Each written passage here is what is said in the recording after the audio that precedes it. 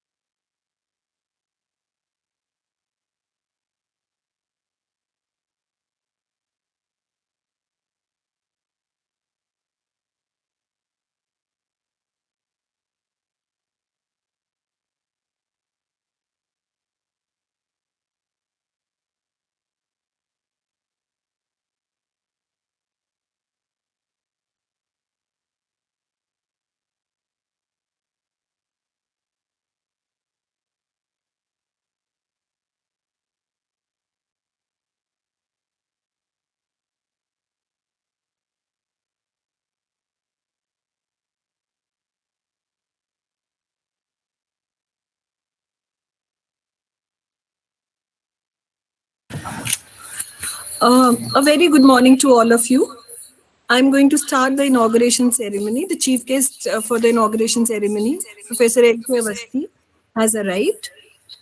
So, on a bright sunny morning, it indeed is my pleasure to welcome you all to the inauguration ceremony of the online STC Recent Advances of Machine Learning in Software Engineering, organized by the Department of Computer Science and Engineering, NIT Jalandhar. I wholeheartedly welcome the chief guest of the day, Professor L.K. Avasti, Director, NIT Jalandhar, the convener of the course, Professor A.L. Sangal, Head of Department, Computer Science and Engineering, Dr. S.K. Mishra, Registrar, NIT Jalandhar, Professor Harsh Verma, Head, Computer Center, Professor Renu Dheer, Head of Department, IT, Professor Geeta Sikka, Associate Dean, Faculty Welfare, and all the delegates and dear participants who are joining us virtually. In the late years, researchers and large companies such as Microsoft, Google, and Facebook have been successfully applying artificial intelligence and machine learning techniques in software engineering tasks, such as finding bugs, detecting system anomalies, inferring types in dynamic languages, and etc. So, the goal of the STC is to explore how machine learning can help software engineering to enhance these techniques and to help the software engineers to automate these processes. We hope that the participants get the maximum benefit out of this 5 days online STC. For throwing some light on the course, its schedule, and its objectives, I would like to call Professor A.L. Sangal, the convener of the course and head of CSE department.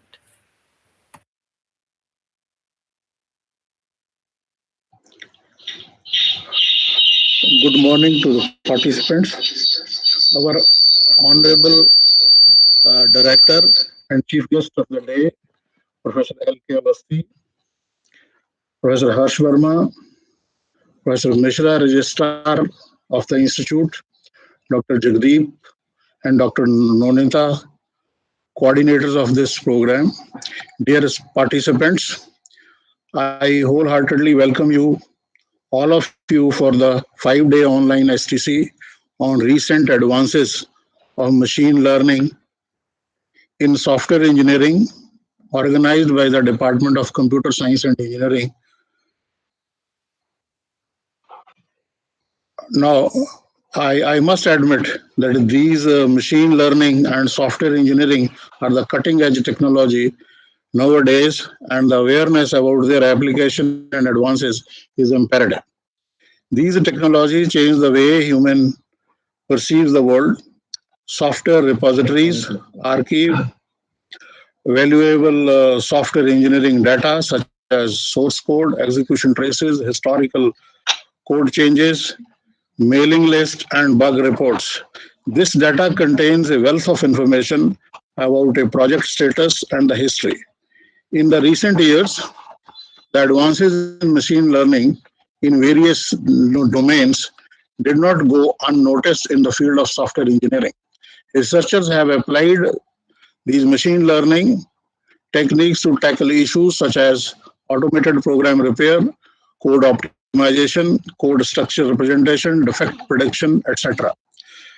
This STC focuses on latest advances of machine learning and software engineering. We have invited the best of researchers working in these domains who will be interacting with you in the next 5 days. And we thoroughly feel that the participants are going to gain an in-depth knowledge from the experts. I would also like to put on record the Department of Computer Science and Engineering, NIT Jalandhar, is making continuous efforts to uplift the knowledge dissemination during the pandemic times. We have organized several STCs during past few months and received an excellent feedback from the participant. On the same lines, I wish and hope that this STC will prove to be a fruitful and a knowledgeable experience for all of you, and you gain the best out of it. I will be failing in my duty if I don't acknowledge the dynamic leadership and continuous guidance to to educate, to disseminate the latest knowledge in the computer data processing and these machine learning programs, which is being guided by our honorable director, Professor Lalit Kumar Avasthi, under whose dynamic leadership and guidance, the department is able to organize more than 20 courses in the last 2 months.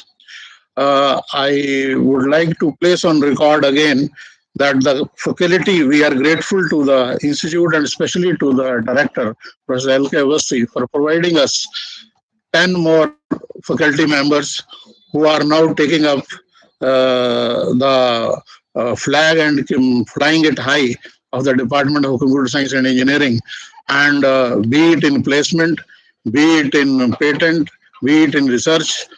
Our department is the front runner for the first ranking of the institute. Thank you, sir, for being with us on this morning on the inaugural ceremony of this course. And I wish and request you to bless us with your presence and kind words. Good morning and greetings and greetings from NIT Jalandhar. I would like to congratulate Professor L. Sangal, the head of department, the convener, Dr. Nonita Sharma and Dr. Deep Kaur to take up such a relevant topic, recent advances in machine learning and software engineering.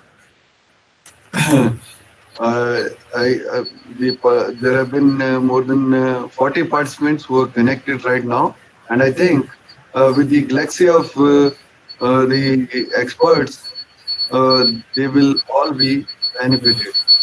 I take a couple of minutes. This institute came as REC in 1987 and with a humble beginning of 100 students. Thereafter, gradually we got the status of deemed university and later on it was requisitioned as Institute of National Importance by Act of Parliament, and we increased our department strength and we started with MTech programs, PhD program in engineering, science and management. The institute has now 1135 as the intake at UG level, around 550 at PG level, and we are enrolling under 150 research scholars. The field of software engineering is established, and the field of machine learning is also having so many inputs from since long. The topic has been chosen that recent advances in machine learning and software engineering. The software development industry is rapidly adopting machine learning for transitioning modern day software system towards highly intelligent and self-learning systems. The full potential of machine learning for improving the software engineering life cycle itself is yet to be discovered. Up to what extent machine learning can help reducing the effort, complexity of software engineering and improving the quality of resulting software systems. The software engineering industry is always looking for better and efficient ways of building higher quality software systems. In practice, the strong emphasis on time to market tends to ignore many well-known software engineering practices. That is, practitioners often focus more on programming as compared to the requirement gathering, planning, specification, architecture, design and documentation of all which are ultimately known to greatly benefit the cost effectiveness and quality of software systems. Lack of human resources is often cited as the main reason for doing so. Herein lies the great potential for machine learning, since its algorithms are proven to be most benefited to problem domains that aim to replicate human behavior. Hence, it stands to reason that human-centric software engineering activities have to be benefited from machine learning. The growing demand on agility and ability to solve complex problems in software engineering has already led researchers to explore the potential of machine learning in this field. To date, machine learning has many demonstrated benefits in software engineering. Applications of machine learning for software engineering range from resolving ambiguous requirements to predicting software defects. For example, reinforcement learning, a type of machine learning, can be used to understand the relationships among software requirements at different levels of abstraction. Machine learning can automatically generate traceable links between high level and level requirements. However, machine learning is not a single technique but rather an assortment of techniques. The challenge of using machine learning for software engineering is that not only finding the right way of modeling the problem, but also comparing various machine learning techniques and their potential. For example, one can explore software project prediction in order to better estimate the time to market their software products. For this purpose, various machine learning techniques can be used, such as artificial neural networks, rule induction, case based reasoning, support vector machines, and regression based trees. So not only we need to find out how to model the problem, but we need to find out the best suited machine learning method for a particular problem in software engineering. I think the experts will be deliberating and they will be able to give you inputs how machine learning can be used in software engineering. With this word, I congratulate the department, Professor Sangal, Dr. Nonita and Dr. Jagdeep for taking such a good initiative and hope that for everyone it will be a good learning environment and everyone connected stays in good health during pandemic time. Thank you. Jai Hind, Jai Bharat. Thank you so much, sir. Professor L.K. Avasthi, the chief guest of the day. The college is growing leaps and bounds under his administration. Recently, the institute got DST project worth rupees 2.49 crores with Avasthi sir as the PI of the project. And several new inventions and patents, they are being filed under his guidance. Recently, institute launched AeroSafe, a air purifier invented by NIT Jalandhar. So he's always challenging the status quo and motivating us to perform more. So thank you so much, sir, for blessing us all. So we are going to start the STC with the expert session from Professor Manu Sood. Thank you so much, sir.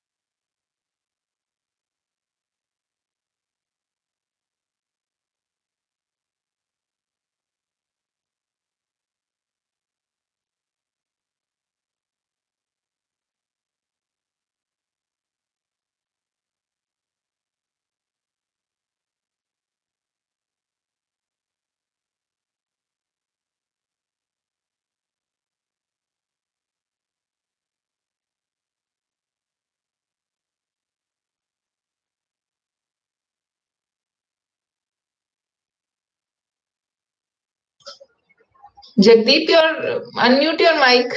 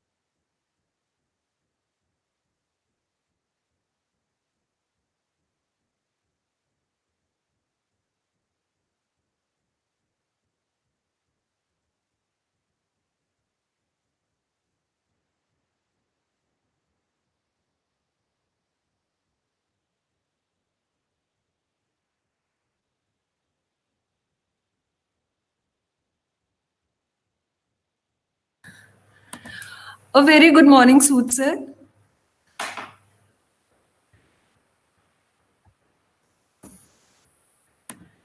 Hello. A very good morning, Sood sir. Thank you so much for joining. Very good morning. I hope the issues are sorted out now. Yeah, sir, the issues are sorted out. I need to rejoin again. So Okay. now things are perfectly in place. Sure.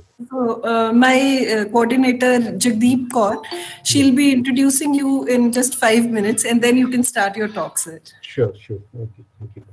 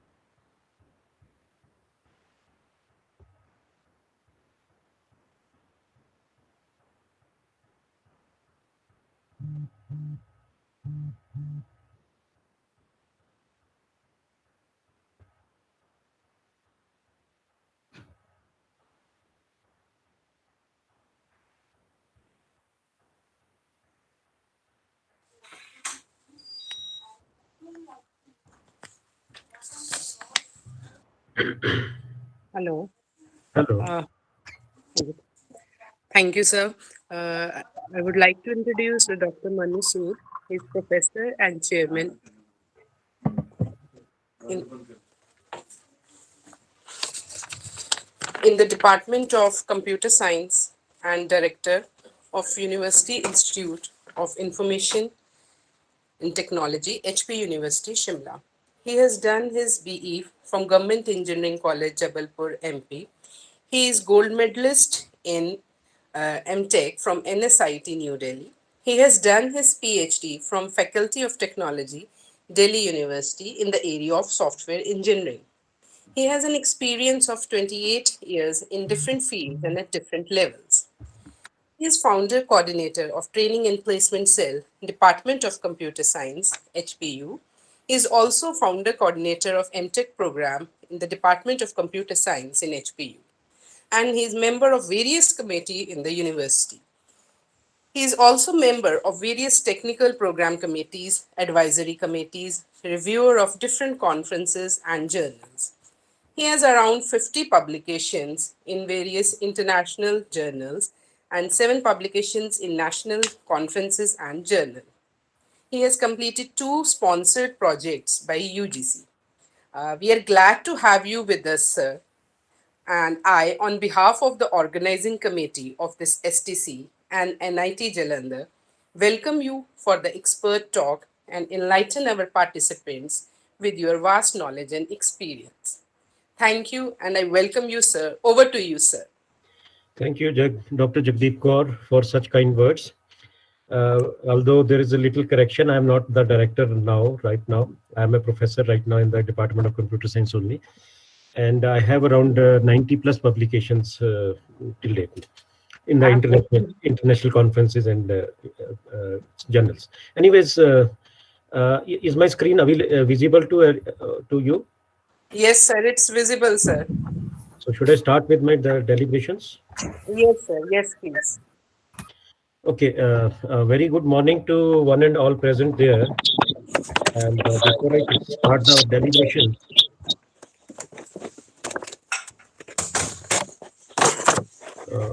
before I start the deliberations of today's morning session, I would like to convey my sense of deep gratitude to the NIT Department of CSC, NIT Jalandhar, especially to the chairperson as well as the director of the NIT Jalandhar, Professor Avasthi, for having given me this opportunity to have a deliberation with such a lovely audience.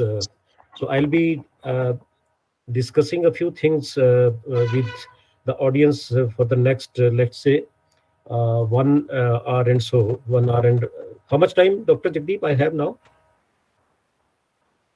Sir, you have 2 hours with you.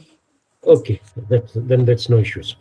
So it's always a very good opportunity to have interaction with such knowledgeable and elite audience, and I am sure uh, you all might be aware of most of the things. I am not here to teach you anything. I'm here to share some of my experiences with you, which I have gathered over a period of time as a student of computer science and engineering.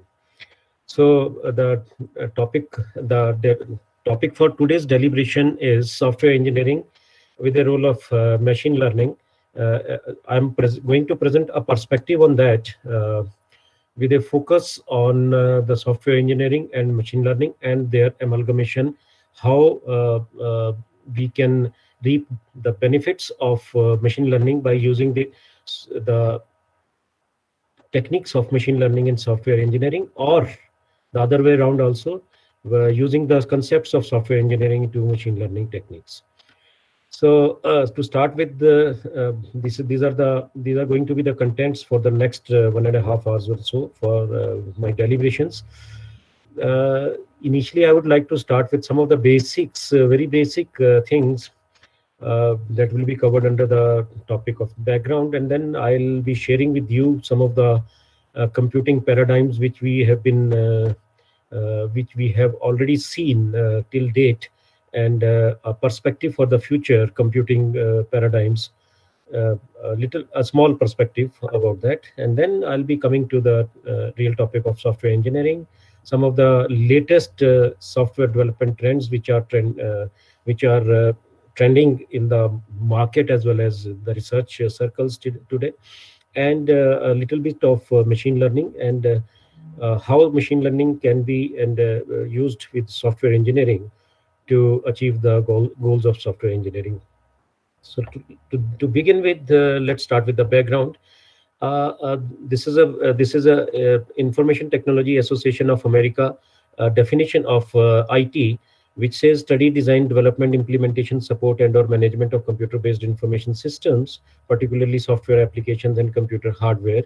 So I thought it necessary to introduce this standard definition to you before we really take off to the software engineering and the software development. So some of the operations I've shown on your screen. I hope I'm audible to all of you. Yes, sir, you're audible. Okay. So please, Yes, sir. if you have any queries or questions regarding what I am already discussing, you are most welcome. You can short down a message in the message box so that I can read that message and can respond as and when I feel it is to be responded to. Okay, so next slide is ICT. There's a difference between there's a small difference between IT and ICT, as I'm sure 100% sure you all might be aware. When the term ICT was coined, the communication between the among us, the computers and the networks, etc., was minimal, and it was not initially included in the definition of the information technology as IT. In around 2000, this as the network starting to grow, their speeds starting growing exponentially, and with the advent of internet, everything getting connected.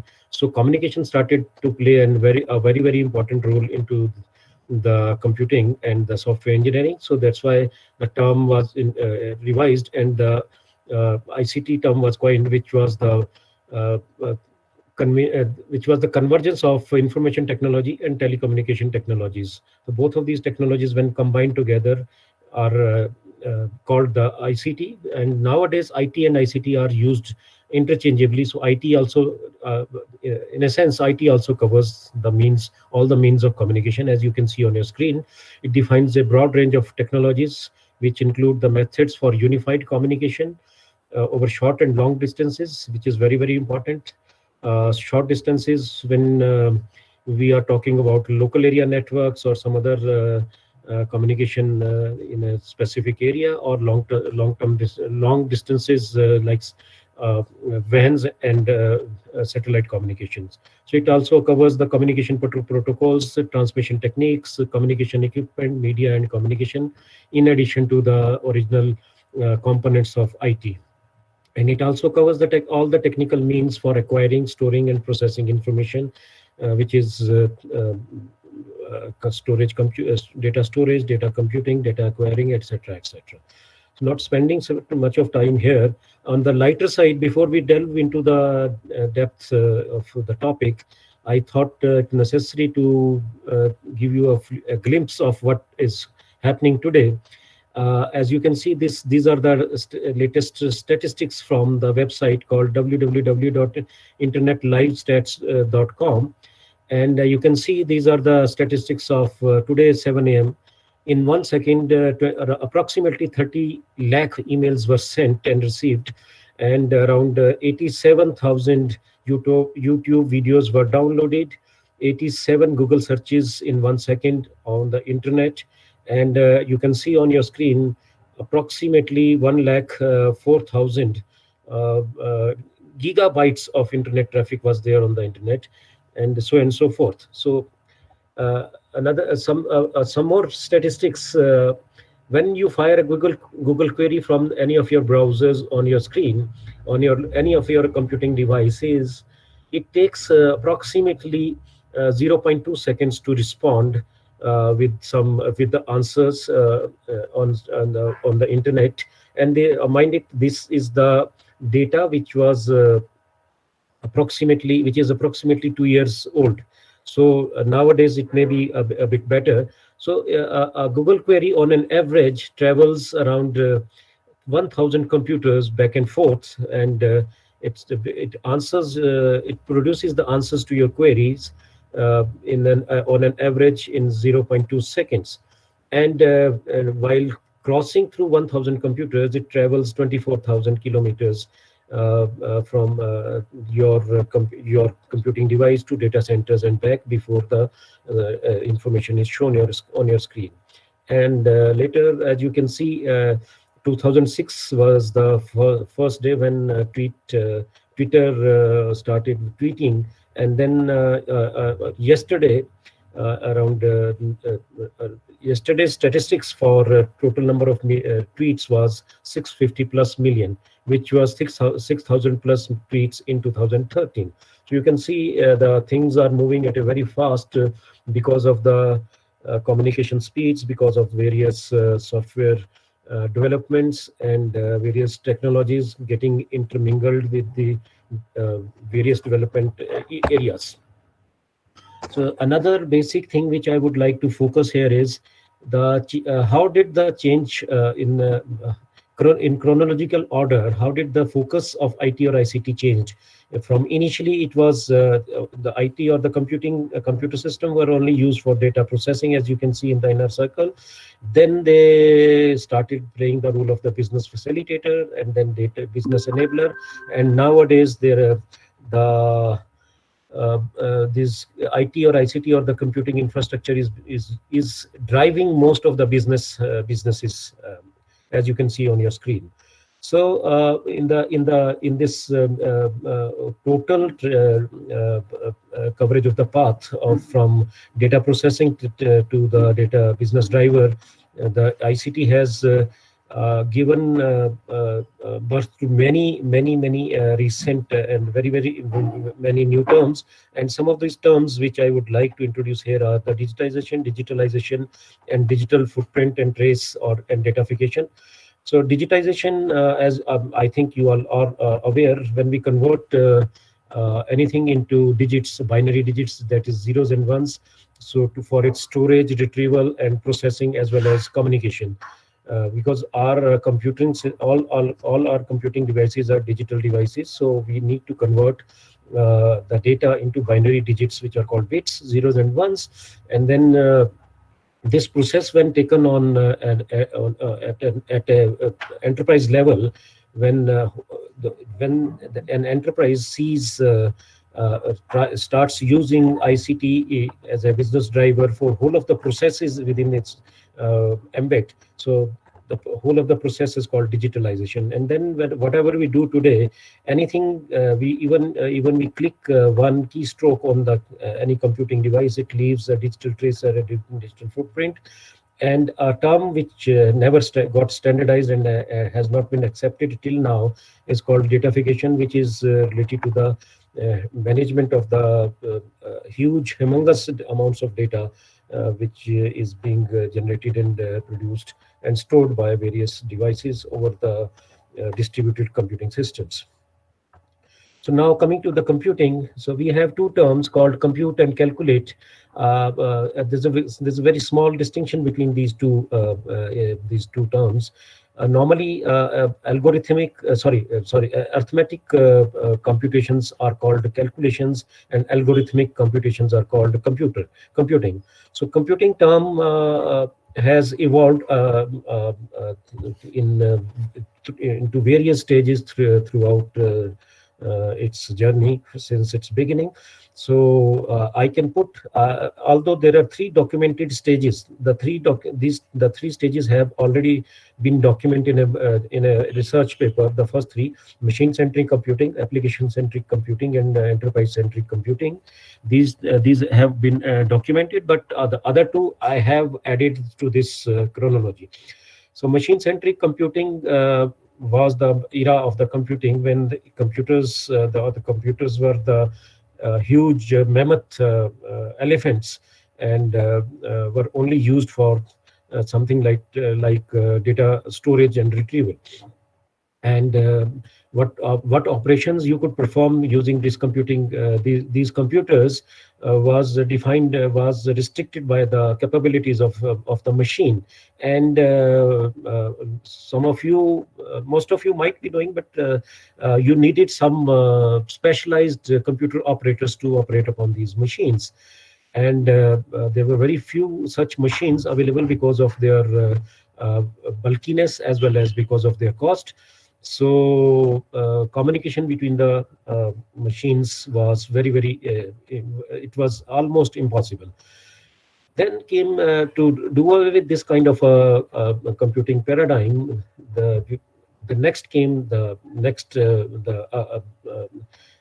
These machine-centric computing evolved into the application-centric computing.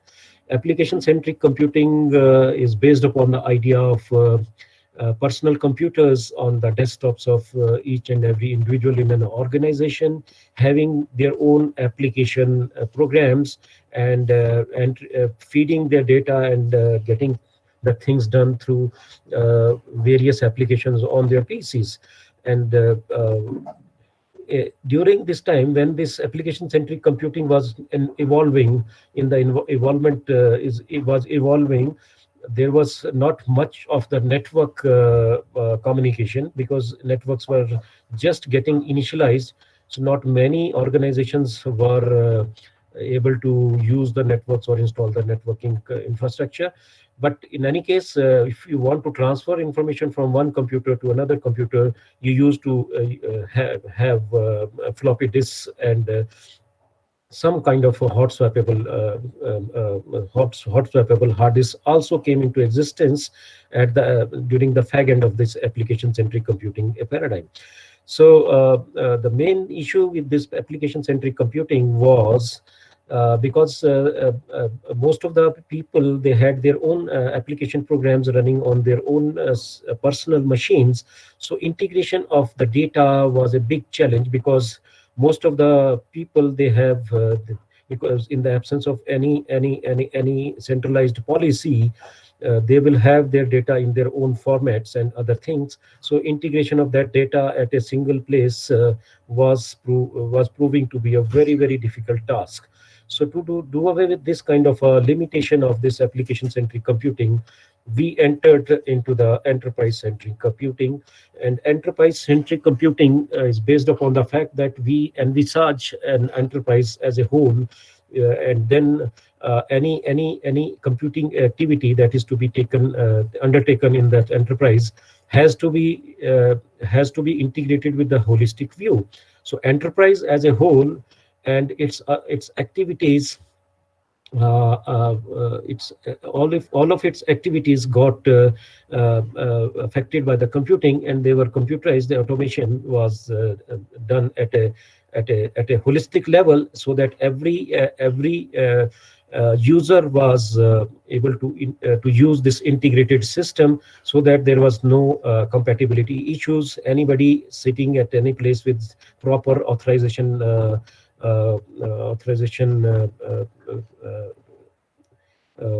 permissions can generate or you see integrated information with a click of few keystrokes on his computer. So these are the three documented computing paradigms in the literature. And the next came the service-centric computing, which is also called the cloud computing. And the idea behind this service-centric computing was uh, uh, the most important and very, very um, intensive demerit of enterprise-centric computing, which was obsolescence of the technologies. As all of us are aware, that technology gets obsolete very fast at an exponential speed. So it includes hardware, devices. It also includes the softwares developed and the software technologies, as well as the networking infrastructure. So all of this gets obsolete within a short period of time. So after the things get obsolete, the whole systems at the enterprise level need to be overhauled. So that is a big issue. The two main issues is the cost, and one is the cost, and the other is the transferring from one system to another, from old system to new system. These were the two challenges which were being faced by many enterprises, and most of the enterprises could not afford this kind of cost, and the issues with the transfer from one system to another system. So came into existing this service-centric computing, where we have some service providers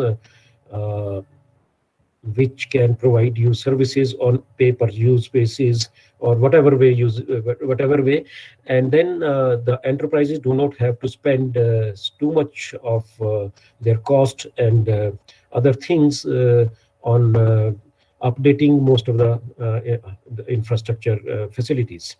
And then now we are from service-centric computing, we are entering into a new paradigm. This is my assumption. This is not documented, but of course, yes. In the next slide, I'm going to show small relevance to this data-centric computing, because the latest paradigms of ML and DL, machine learning and deep learning, are necessarily data-centric computing techniques. So this is another basic idea. You can see on your screen I've listed the computing eras or the paradigms in a chronological order in the middle, and on the left-hand side of the screen, the kind of data it's being handled by this computing paradigm, and on the right-hand side of your screen, you can see the human-computer interaction for this kind of a computing paradigm.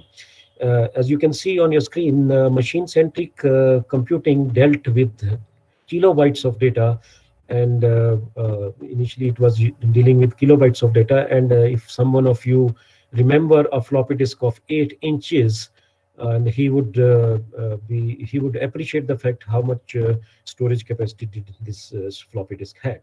And then the human-computer interface was highly restricted, because some specialized human manpower was required to interact with these special machines, which were not everybody's cup of tea.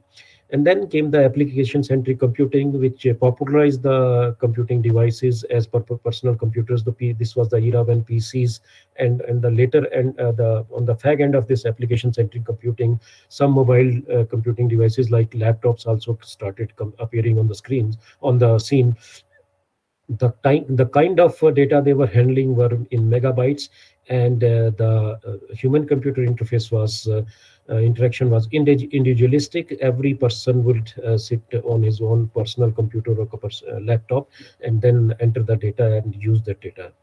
And then we moved on to the next phase, which is enterprise-centric computing, where the data got bigger because we started talking about the enterprise as a whole, and more so a number of technologies, the advances in the technologies, the hardware and the software, and of course the computing, the communication infrastructure facilities. They supported the traffic, the handling of data in the gigabytes, and again the interaction was strictly controlled. That means you have to have permissions and password login IDs and passwords from the organization authorized signatories to interact with such kind of computing environment. So depending upon the permissions, you would be interacting with various in various modes. Then next is the service-centric computing, which is the cloud computing. A few years ago, we started talking about the terabytes, which are being dealt by the service-centric computing, service-centric computing paradigm. But nowadays, we have surpassed these TBs. We are already talking about petabytes and exabytes and many more other things. So the architecture for service-centric computing is openly controlled. Openly controlled means you pay for some service or to the cloud service provider, and you are given the ID and the password for using that service, but for a particular period of time. And then there was there is a paper by just a minute.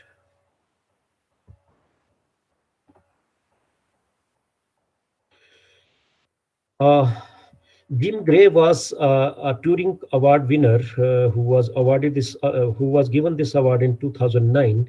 In his paper, he has talked very briefly about this data-centric computing in 2009. So, and nowadays we can see we are already in the era of data-centric computing, because all your machine learning or AI-based applications which are being used by computing industry, so they are all data intensive and intensive activities, and we can safely call them data-centric computing paradigm. They correspond to data-centric paradigm. What next? This is my hunch. Are we going back to the machine-centric again, machine-centric computing paradigm, or it will be person-centric computing paradigm? I don't know how many of you have seen. There's a documentary called The Social Dilemma on the Netflix.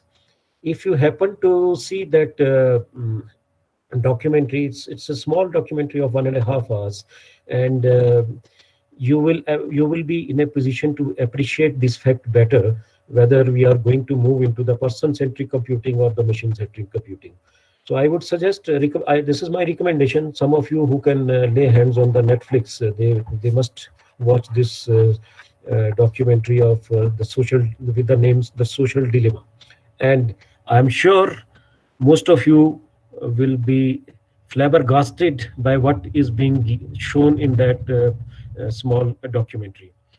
I'll tell my experience. I never expected this kind of exploitation of human beings as products. So please see that, and you'll get to know many other startling facts about about this person-centric or machine-centric computing. So these are some more statistics, as you can see on your screen. These are the numbers which have been recorded today at 7 a.m. You can see it's the number of internet users, the websites, the emails, Google searches, total Google searches till 7 a.m. From 12 night, since 12 night yesterday, and the number of tweets and the internet traffic. You can see that the kind of internet traffic you have during the 7 hours time, and the electricity used is in megawatts, and the CO2 emissions arising out of this computing infrastructure, which are around 11 lakh 10 tons of CO2 emissions. Anyways, chalo, this was the lighter part. Now coming to the topic once again with some seriousness.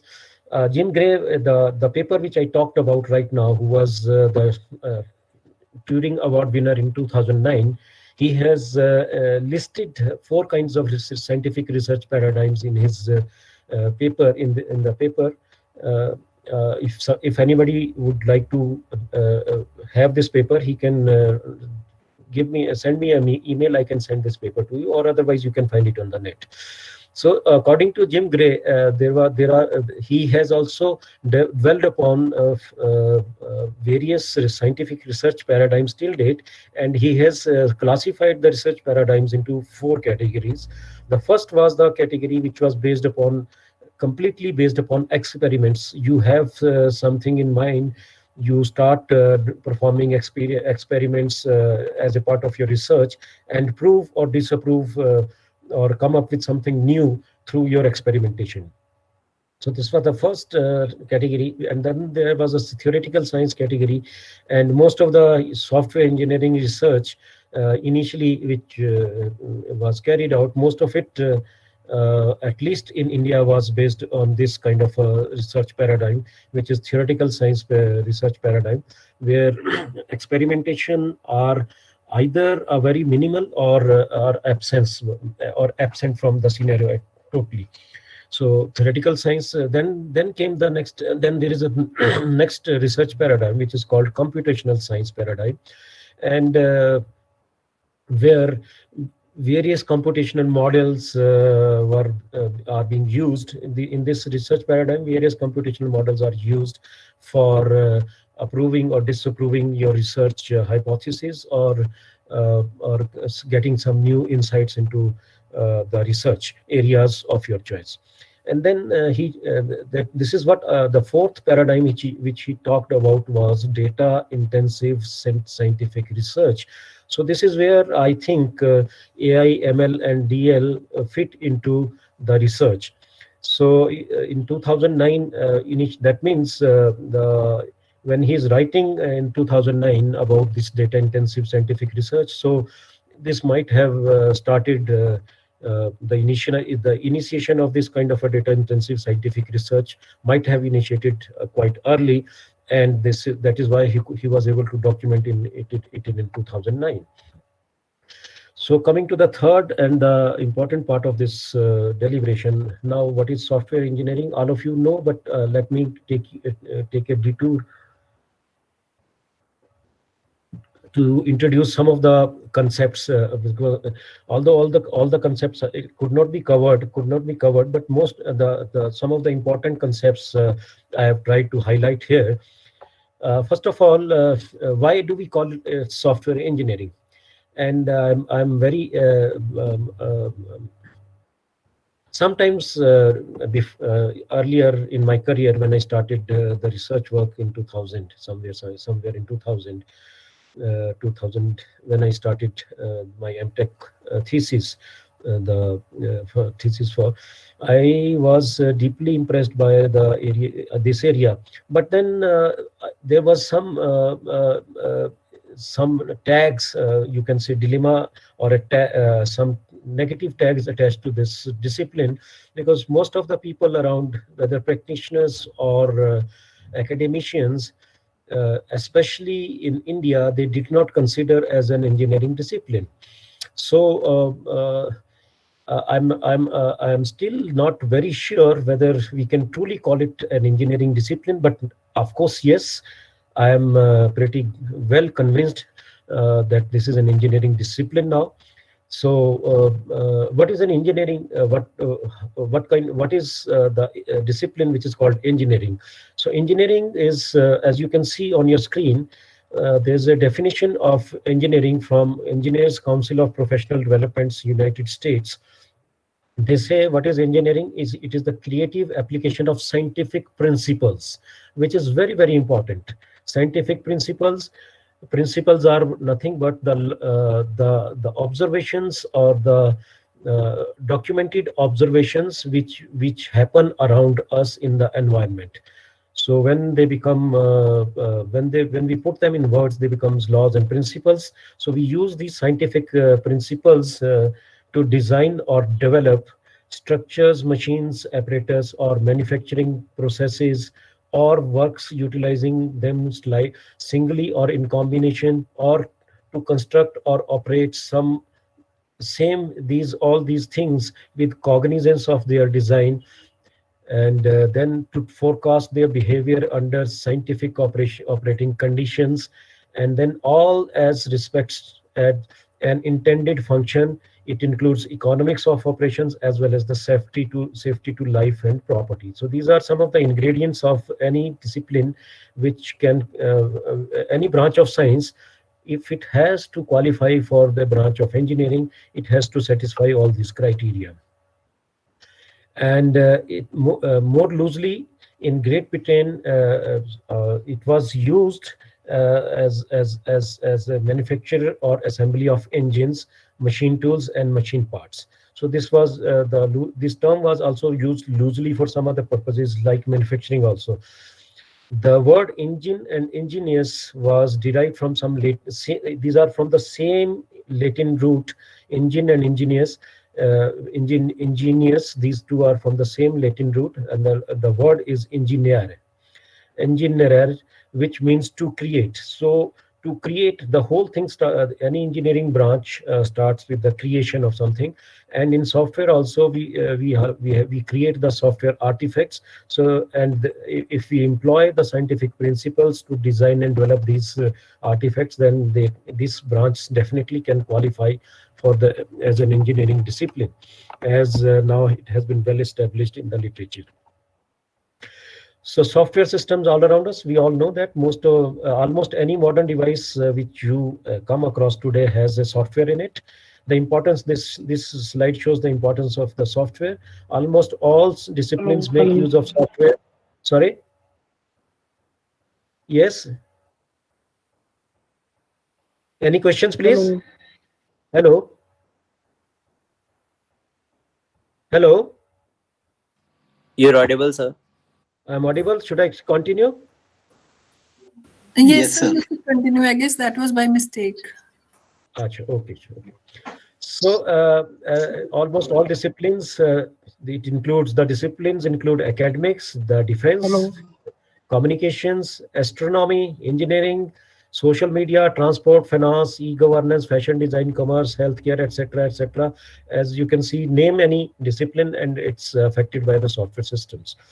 So hardware is essentially useless without a useful software, because it is the software which creates flexibility into hardware. Otherwise, hardware is always hardwired and it cannot be flexible. It is the software which provides flexibility through programming. You can opt for various options. You can change it as at your will, whereas hardwired circuits cannot be changed without a cost. So software changes, of course, they also cost a little bit, but then it's peanuts as compared to the cost of the hardware replacement. So this is software engineering at a glance. As you can see on your screen, software engineers are required to program, and that means the term is called implementation. So you can see on the bottom right hand side of your screen requirements, then analysis, and then design, and then implementation, then other things. So this is a scenario where domain expert and end users and the software engineering, any software engineer trying to develop a software has to interact with the domain experts as well as end users to develop a software. And then you can see the various on the top right hand side of your screen, some of the roles played by software engineers, software requirements engineers, software designer or software architect, software test engineer, software maintenance engineer, and software project manager, and software lead manager, and so forth. So these are some of the roles which have been carved about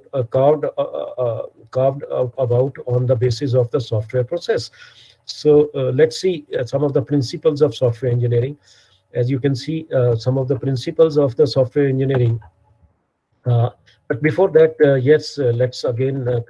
Let me again come back to the genesis of engineering, software engineering as an engineering discipline. Uh, uh, Software engineering is just not programming. It's just not programming. So that means a person with a small knowledge of C language or Java language or any other language, Python language, if he can program a few, if he can code a few programs, cannot be called a software engineer unless until he has certain other traits. The software, of course, but of course, a good software engineer is definitely required to have some good programming skills. So software, if we want to treat software engineering as an engineering discipline, it involves study on application of engineering uh, to design, development, test, and maintain any software system. And it deals with some of the issues such as I've highlighted four issues. How can we develop software in shortest possible time, at lowest cost, and with highest quality? Again, how can we test a software in the same with the same three parameters: the shortest time, the lowest cost, and the highest quality? And then the third issue is, for a large team of programmers, how can we assign the best people to development and testing tasks? If you envisage a true MNC of software development, there are number of teams which are working in a matrix in a matrix manner, where many of the software engineers are part of many of the software projects which are being developed concurrently and being led by some software managers, software architects and software managers. So to whom to assign which part of the development, who will test, who will architect the whole system, who will design the whole system, who will be the programmers, who will be programming various modules or components of the software, and how will those be integrated. These are all tasks require very deep planning and involvement of some basic engineering principles. That's why we can justify this as a software engineering discipline. And not last but not the least, how can we ensure we have inquired the software requirements from the client in most efficient and effective way? That is why another branch of software engineering, which is called requirements engineering, has also been established here. Okay, now a little bit of history of software engineering, if I may suggest. The computing discipline for systematic application of engineering approaches to the development of software, which is the software engineering. I'll come to its formal definition in a moment. We have some formal definitions also lined up for you. So software engineering is nothing but a computing discipline for systematic application of engineering approaches to the development of software. Informally, this was listed as a service offered by companies in 1965. There is, although there are certain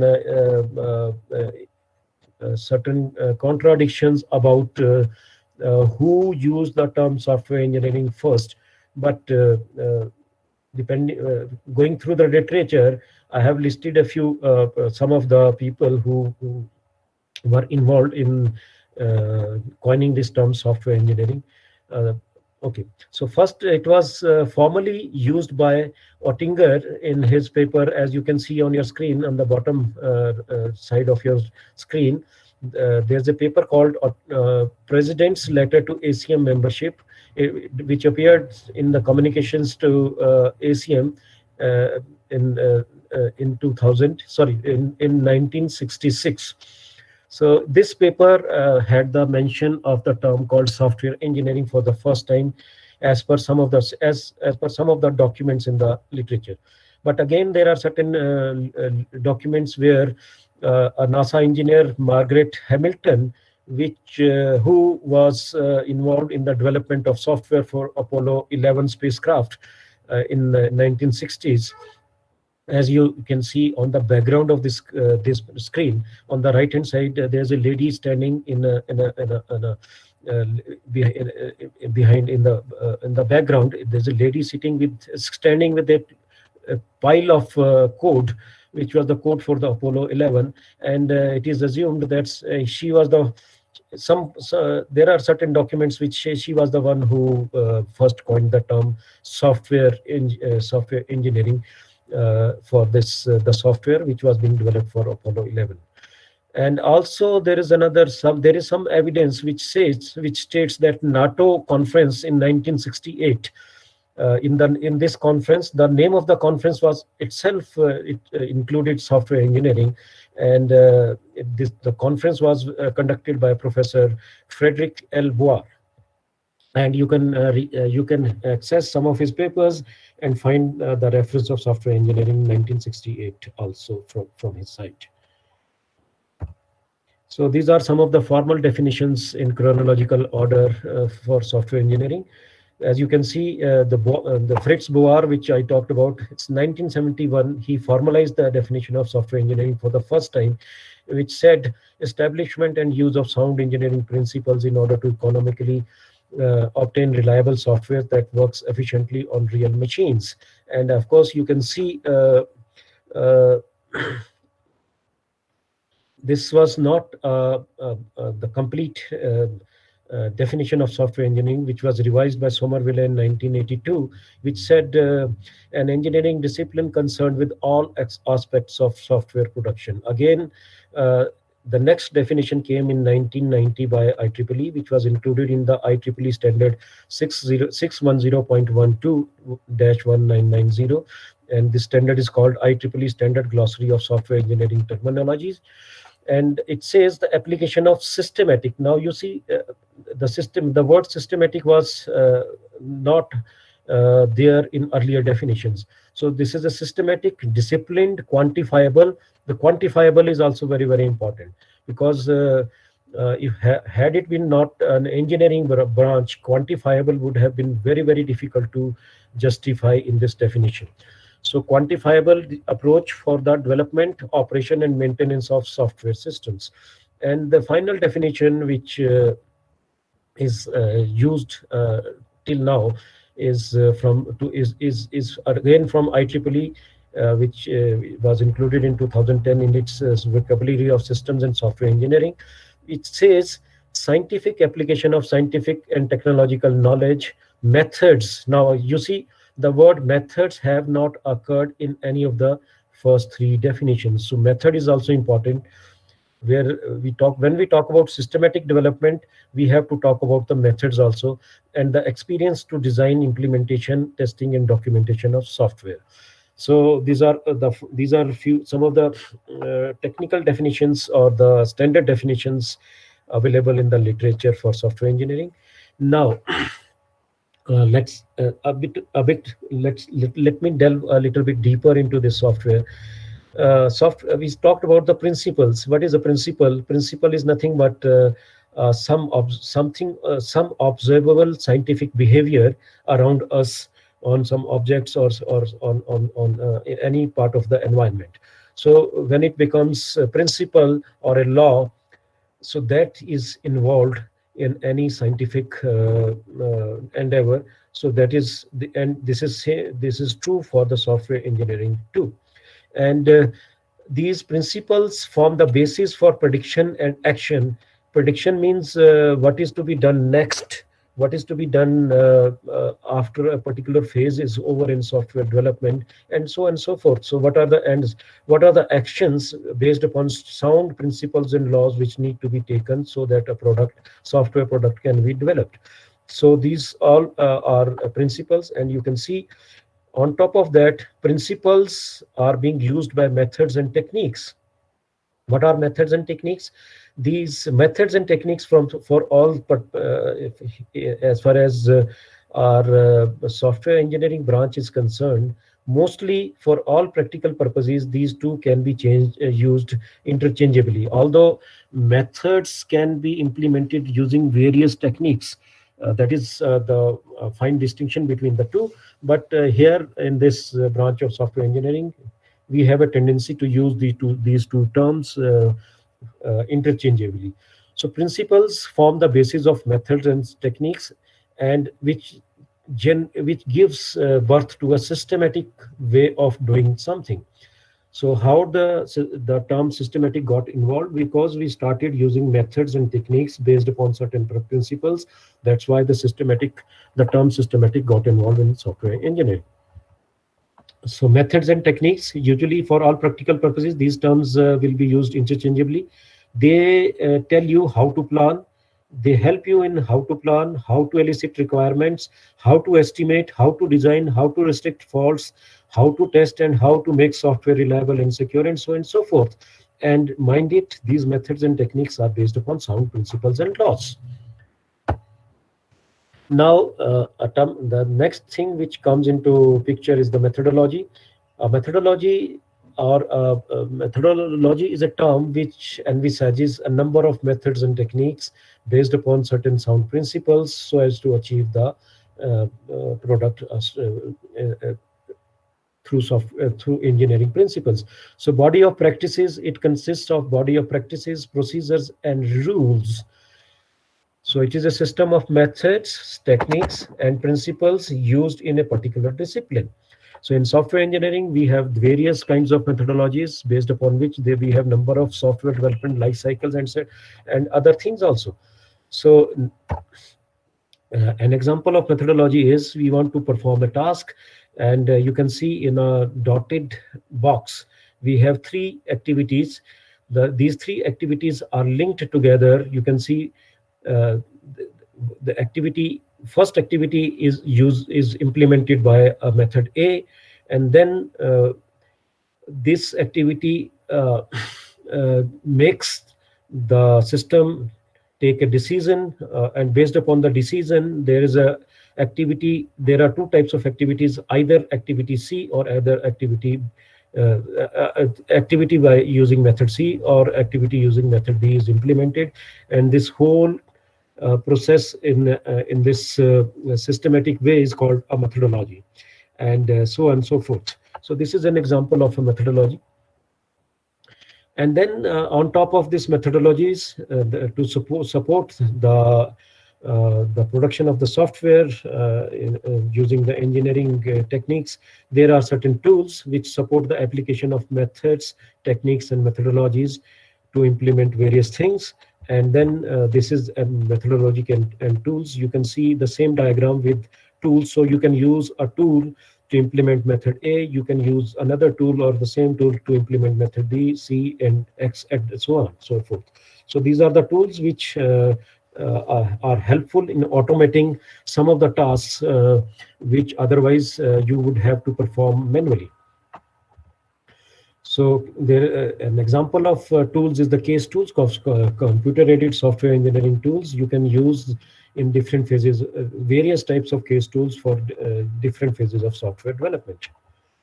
Now, an important aspect of software development and software engineering is the process. Process can be implemented using various methodologies.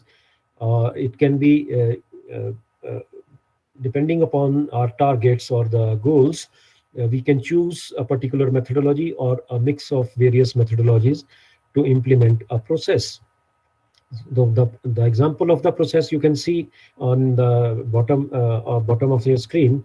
There are users which are going to who are developing, and there are users who are getting developed a system by a team of software engineers or some organization. So in an incremental model, so you can see the first increment is developed, and then it is delivered to the user, and the user feedback is taken. Again, this increment is modified to generate an incremental model 2, Again, this is delivered to the user and the feedback is taken from the user and so on and so forth. And this continues till the user is more or less satisfied. So this is the process. Now, what is a software process? A collection of activities taking place in the real world. And then it entails the coordination and sequencing of tasks and activities, which are the tasks which can be performed independently of each other in a sequence, and there are certain tasks which have to be performed in parallel. So process will define which tasks can be performed sequentially, one after the other, and which are the tasks which have to be performed parallelly, and which are the tasks which should have some other tasks preceding them and succeeding them. So this is all software processes are made up of, and it involves work by both humans and automated systems. So software process can be implemented by a human being, or it can be implemented by an automated system, as we'll see in later half of this presentation. So aim of a software process is to produce more than one products using the same process. So a similar kind of products can be produced using the same kind of software process, which will use similar kinds of methodologies, using methods and techniques and principles. So, and the process performance, a process may be performed differently using different circumstances. So depending upon which software process we need to choose will depend upon the process performance, and the process performance will depend upon what is the environment under which this software process is to be undertaken. So a process may be performed differently under different circumstances. For example, we have limited number of team members to develop a software, or we may have unlimited number of members in a software team to develop a software. We may have certain severe time constraints. We may have some ample time to develop. And some other things are abundance, scarcity of task performers, existence of different real world conditions, or occurrence of unusual events. So all these guide which software process has to be used when. This is a three-pronged process thought, which covers software process, conceptual core, and workflow. And you can see this is a proposition by, again, the same author. No, sorry, this is the proposition by the author Osterwelle, J.L. Gunn, and Schwenzfever. This is a 2009. This is an ebook. Sorry, it's a book which contains proceedings of a conference, and one of the papers which is process and workflow. I have taken this reference from that paper. As you can see, on the left hand side you can see the software process, and on the right hand side we can see the workflow, and in between we have the conceptual core. So there is a linkage between the three. Loosely, in practice, software process and workflow mean same for some of the team members of a software development team. But in fact, if I talk loosely, workflow is the implementation part of the software process, where we use tools and other things to depict a software process. So these are some of the web links to software engineering tools. You can find most of these on the Wikipedia. So list of unified modeling language tools are there. List of diagramming tools are there. Data modeling tools are there. Comparison of data modeling tools is there. Test management tools are there. GUI testing tools, web testing tools, project management software comparison tools. List of build automated software and application lifecycle management, ALM softwares. There's list you can find on this on these various sites. Now, key principles. When we talk about the principle, I talked about the principles in the beginning of this software engineering part. So key principles in engineering are some of the key principles in software engineering are rigor and formality, separation of concerns, modularity, abstraction, anticipation of change, generality, and incrementality.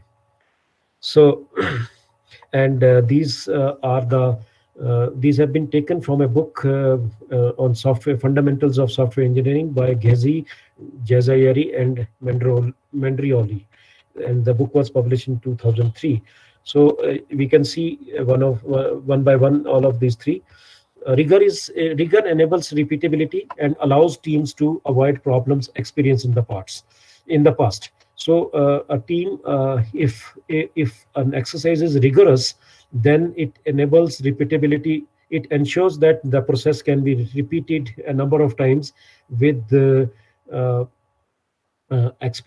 gaining experience of with each repeatability, and that's how a process become rigorous. And then varies in degrees, need appropriate amount, and what level of discipline and set of rules we need. We need certain level of discipline and set of rules to have vigor as a principle to produce a product that is reliable and supports highest quality while controlling costs and meeting the expectations. So four important aspects have been highlighted, which should be satisfied by this rigor principle, which are reliability, highest quality, controlling costs, and meeting expectations. As you can see here, so the rigor for this kind of a development is much lesser than the rigor for this kind of a development. Now the next is the formality. It is the rigor at the highest degree.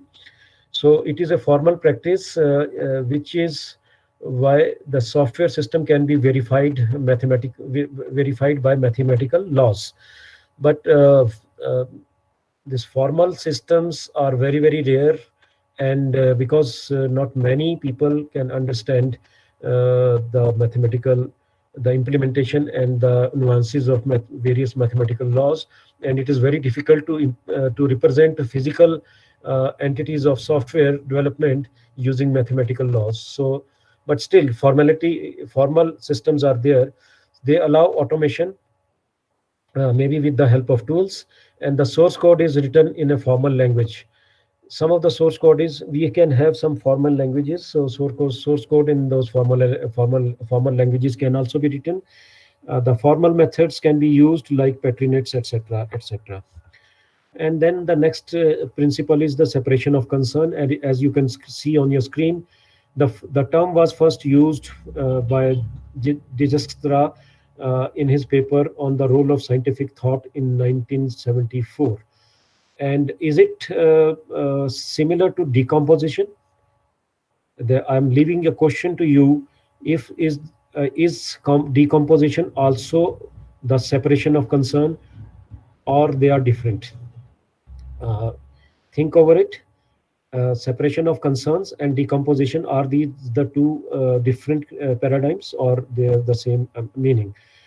So moving forward, as you can see on your screen, there's a problem. We divide this problem into three number of aspects: problem aspect A, problem aspect B, and problem aspect W.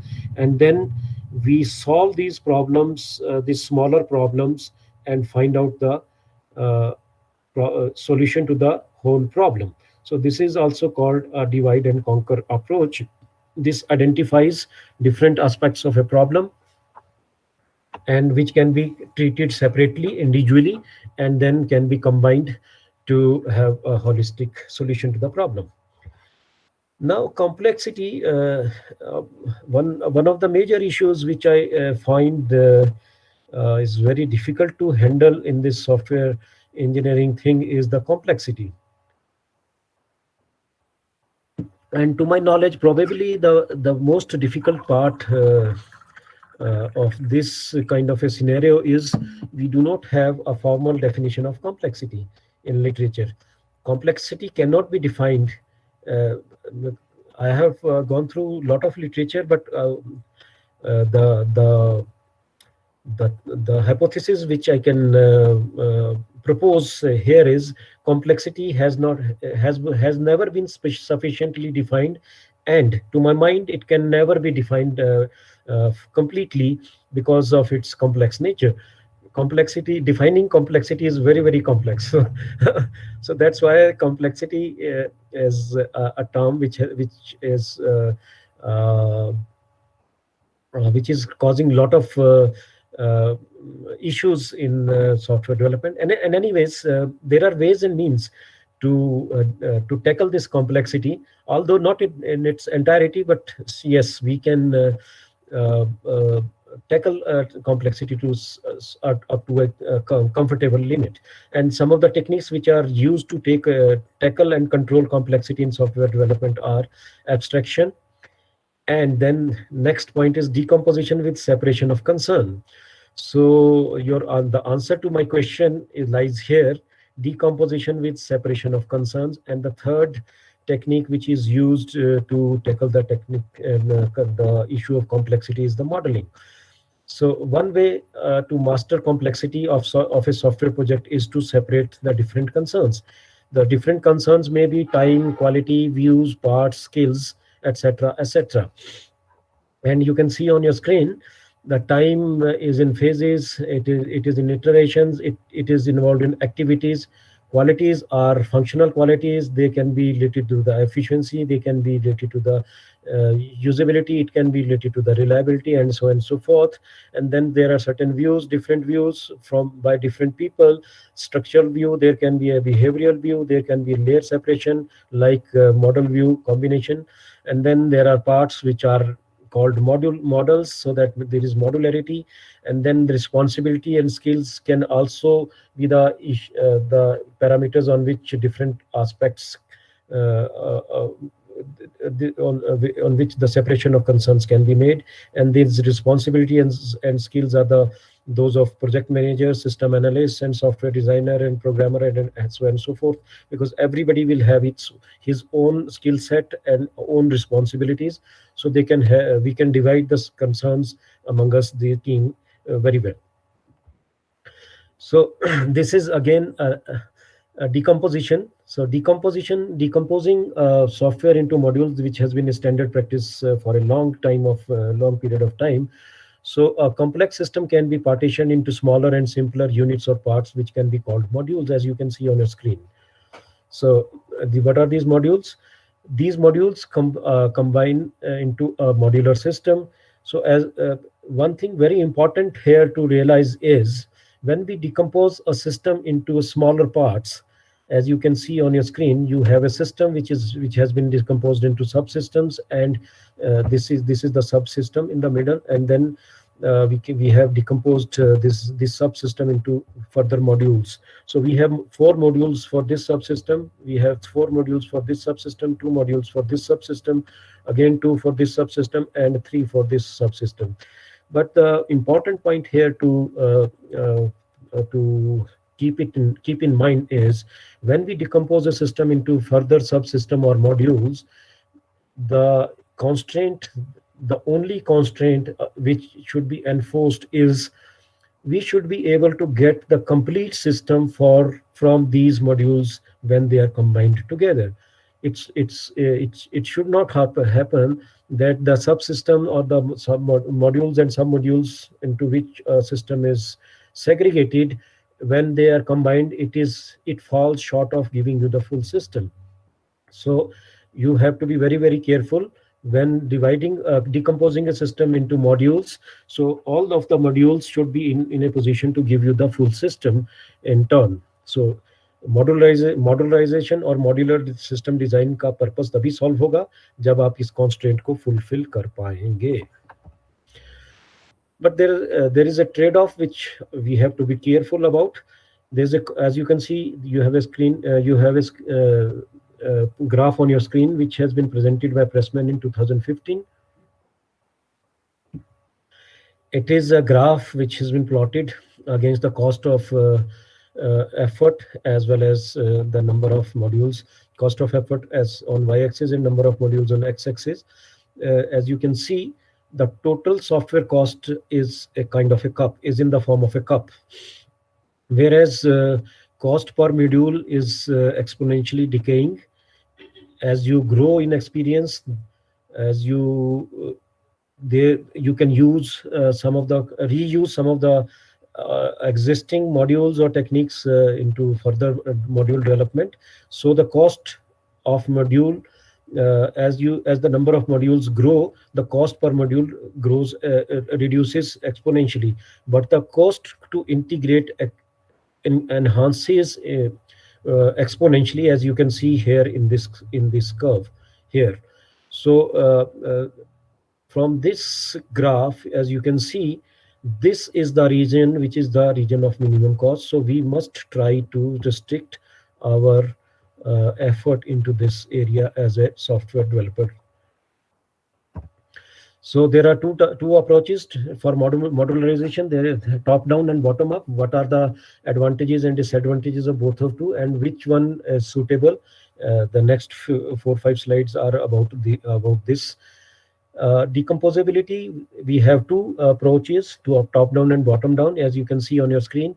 Top down, it's a system level. You see a problem as a top level function abstraction, and then you divide that functional abstraction into subsystem level abstractions and then modular level abstractions. And as you go from system level to module level, the level of abstraction goes on decreasing. But once you so this is how a system is decomposed using top-down approach. So what are the advantages of top-down? This is logical, well organized, and well thought of discipline. It allows to split large teams into groups and assign them to different subsystems. It works very well with small projects. Now this is a problem here. These top-down approaches work very well with the small project, because this top-down approach does not allow to use reuse of many things. And then it focuses on mostly the top-down approach the focus of a top-down approach is on functional requirements. As you might be aware of, there are different kind of requirements. Roughly we can classify the requirements into two types. One is the functional requirements, and then the other is the non-functional requirements. Some people call non-functional requirements as quality requirements also, but some researchers treat quality requirements as a separate category of requirements. But in any case, what are the negatives of a top-down approach? Thinking of a system as just one function, हमें पूरे system को एक top पे एक system मान के चलना पड़ता है, which is a premature decision, less prepared for changes, which where the changing the system later on stages is difficult, because we have to change the whole of the system. Then if we take the top-down approach, reuse is most difficult, very difficult, defers coding and testing till the last phase, and increasing chance of having unwanted dependencies among the modules. And then the bottom-up approach, which is again which can be called composability, against the term decomposability. So in bottom-up, we start from the modular level and then integrate them into subsystems, and then integrate the subsystems into systems. And the level of abstraction, as you can see, enhances from the module level to the system level. What are the advantages and disadvantages? It allows bottom-up approach allows earlier coding and testing. It potentializes reuse, simpler to incorporate and test pre-existing modules. It's very simple, and then better prepared for changes. But there are certain disadvantages. Without some foresight, modules can be difficult to link together. So because we don't have a holistic view in the beginning, so it's very difficult to integrate them because we don't have a holistic view in the beginning. So focus here is not on specific requirements. Results may not fulfill a given need. So if functional requirements is distributed upon a number of modules, so it is difficult to fulfill that kind of a requirement. Then it is hard to do an entire system from bottom up. It's really difficult and better suited for to small groups. So what is the approach then? So top-down or bottom-up approach both allows us to understand the relationships between high and low levels of systems. In practice, large systems design is never top-down. Some branches are designed before others because and designers reuse experiences and modules. This is what Somerville said in 1995. But we, as a software engineer or as a practitioner or a theoretician or a academician, we must promote the hybrid design where we must combine the top-down approach with bottom approach to potentialize understanding, information hiding, and reuse. Some other issues with these kinds of modularization are coupling and cohesion. Two more slides for them. So modules communicate with each other. When there are modules, they are in the system because they are interdependent. And when the modules are interdependent, that means they need to communicate with each other. So the coupling is the kind of interaction amongst various modules. So it is always better to use minimum of the coupling amongst various modules within a system or a subsystem, because if you change one subsystem or one module, so the effect on other systems, other subsystems or other modules should be minimum. So this is ensured by keeping the coupling between amongst various modules to the minimum. Again, there are two types of modules, open and closed modules. Open modules are available for extension, whereas closed modules are available to be used by other modules. So now, high versus low coupling. As you can see on your screen, on the left-hand side, I've shown you the components or the modules which are highly coupled. That means every module is interdependent upon every other module, and the changes and the development and the further changes in this kind of software system are very, very difficult. But on the right hand side, you can see a low coupling diagram where there is the minimum dependency amongst various modules. So because the dependency is the lowest, this is the highly required coupling. And you can see the cohesion. Cohesion is the ability of a code to be self-sufficient. And you can see here, in a non-hierarchical organization, if you have high coupling, so it has many demerits, including if a module is dependent upon many other modules, the change is the most important casualty which takes place. So if we have a system which is shown on the left hand side, highly cohesive and with minimum coupling, if we have the highly cohesive modules with the minimum coupling with other modules, so that should be the idea for a appropriate design. So multi-level coupling, as you can see on your screen, what do you think? What should you do? Should we avoid this kind of coupling, or yes or no? Please, you can answer this later on.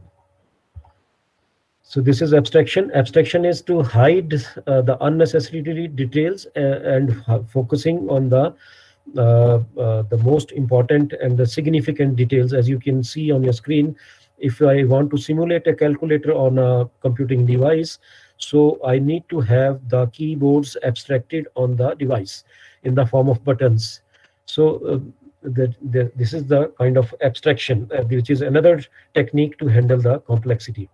But be careful, if we do not perform the abstraction carefully, like हमने buttons तो देख लिए, लेकिन कौन सा button कहाँ होगा ये हमने एब्स्ट्रैक्शन में ध्यान नहीं दिया. इस एब्स्ट्रैक्शन को मेंटेन करने में हमने we lost this very important information. We did not focus on this important information, then we are going to have a tough time. So abstraction always focuses on all the important details at a particular point of time with a particular point of view, and ignore all other details for that particular point of time and for that particular point of view. So that you have to be careful about this. So abstraction and separation of concerns, how are they interlinked? So abstraction, special case of separation of concerns, important aspects versus less important details. So these, you are separating the whole system into two aspects. One are the important aspects and the other are the less important aspects. And what we abstract away and consider as a detail, that may be ignored depending upon it depends upon the observer and the problem being observed, which I just told you. Some of the techniques to master complexity are modeling, diagramming, prototyping, defining equations, and so on and so forth. So while solving a problem, we try to discover a problem. If we try to discover a problem, uh, when we try to discover a problem, if it is an instance of a more general problem, sometimes it is easier to solve it as a general problem than as a special case. So while solving a problem, if you are finding it difficult to find a solution, then try to generalize the things and then try to solve it. Once you find a solution to the generalized problem, you can always come to the specificities later on. So that will give you, that is a very good approach. This generally maintains balance between performance and cost. And if you think you have already discovered a solution, think again, but with more open mind. This is just an idea which you should. And then, in the words of Ernest Hemingway, the first draft of anything is garbage, but it is you as a jeweler. What do you take out of this garbage? That depends upon you. So next part of this deliberation is software development trends. Are there any questions, please, so far? No, sir. Okay. So shall I continue? Yeah, sure, sir. How much time do I have? Still have? Sir, it is entirely up to you. Otherwise, the time is already up. Acha, time is already up, but I was told 2 hours. Yeah.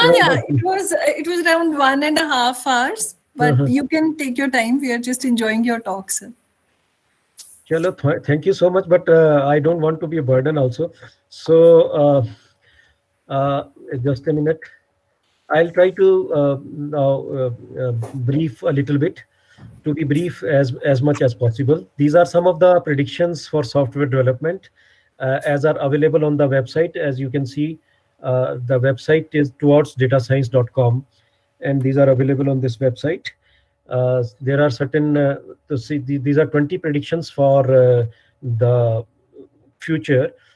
All roads lead to cloud. So cloud infrastructure, as you can see, Gartner, which is a very one of the premier organizations into research predictions, well-researched predictions, and very well acknowledged. It says that at least 17% growth in private public cloud is expected. Public cloud revenue is expected. And then Amazon Web Service cloud platform is awesome, but Azure from Microsoft and GCP from Google are fast catching up. Then containerization, Kubernetes are cool. They have already beaten the Docker Swarm and Mesos and taken a number one positions in the cloud environment. And then there are certain software architectures. The most important architectures which are trending nowadays are micro services architecture, which are cloud based, and they are going to stay for near future also. Then overall programming, we have Python coming up close to Java and C, and some of the statistics you can find on this data in this on this website, which says the growth of Python in comparison to Java and C in the last few months has been phenomenal. So it very soon it may be possible that Python is at par with Java and C, but still there are certain challenges which Python has to come to take care of. Then we have some machine learning, analytics, data processing, web development, and enterprise software development areas where Python is being really seen as a language which can deliver things very fast. Next, we have enterprise programming. Enterprise programming is still being ruled by Java and Java virtual machine technologies. And then Java enterprises, Spring Boot, Spring Cloud, and Spring Cloud Data Flow are the technologies for cloud-based enterprises, which are again being provided by Java. Then some new programming languages like Rust, Swift, Kotlin, and TypeScript are again fast catching up, and because most of the existing languages are not capable of taking advantage of latest changes in hardware, which are very frequent nowadays. So networking or hardware में जो आजकल changes आ रहे हैं very frequently and very often, the existing high-level programming languages are falling short to take care of those. But some upcoming languages like Rust, Swift, Kotlin, and TypeScript can handle these kinds of issues very conveniently. So they are coming up very fast. Then for web development, JavaScript is still continuing to dominate, but JavaScript web framework is being dominated by React, which is a technology given by JavaScript, Java framework. And then this React framework has saved Facebook in its fight with Google Plus by bringing some innovative ideas in the front-end development. That's why React is taking over, and it has forced Google to discard AngularJS so as to evolve Angular 2+. The React framework has been so phenomenal that it has made Google to discard AngularJS and develop something comparable with React called Angular 2+. Then for app development, we native to develop enterprise, and then hybrid cross-platform application development is React native, and then APIs. REST is the upcoming thing. It is a de facto and most widely used technique in API-based communication between services, other being gRPC from Google and GraphQL from Facebook. Then AI is being dominated by TensorFlow 2.0. Although PyTorch from Facebook and DL framework Theno are also competing, but TensorFlow is still in lead. Then databases, at some point of time, when NoSQL came into existence some time back, it was being said that SQL is now, the time for SQL is over, but now that paradigm has again changed. SQL has its own applications based upon ACID transaction properties, so which are guaranteed by SQL not by NoSQL. So there is SQL has again reclaimed its space in this database business, but SQL and NoSQL both are to be used in hand in glove. That is what is being emerging. Then for data lakes, open source object storage, MinIO is rising to prominence. Big data computation, Apache Spark continues to sparkle, replacing Hadoop. It has been the features of the Apache Spark have surmounted the features of Hadoop, so it has fast replaced the Hadoop framework. And then for big data streaming, Flink is the future. Bytecode ke liye WebAssembly stays for the mass adoption, and for coding, LCNC is gaining momentum. So these are some of the trends which have been highlighted by data science. And then change thy name is requirement. So software changes are change in the software development is very important. You cannot, the organization who is paying for the software cannot be denied that, even if it is at the later stage, that this change cannot be made.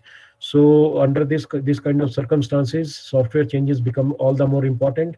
So it can add new features. It can be used for correcting the defects or improving in existing systems, performance improvement, or adaptation due to changes in law or regulations. Now coming to machine learning definition, Simon in 1983 gave this definition: changes in a system that enables it to do the same task or tasks drawn from the same population more efficiently and more effectively next time. So learning from experience is what machine learning is all about. The machine, when it learns from what it has been doing in the previous times, so that is what is called machine learning. There are two ways to improve the system. The one way is to acquire new knowledge by acquiring new facts and acquiring new skills, and by adapting its behavior.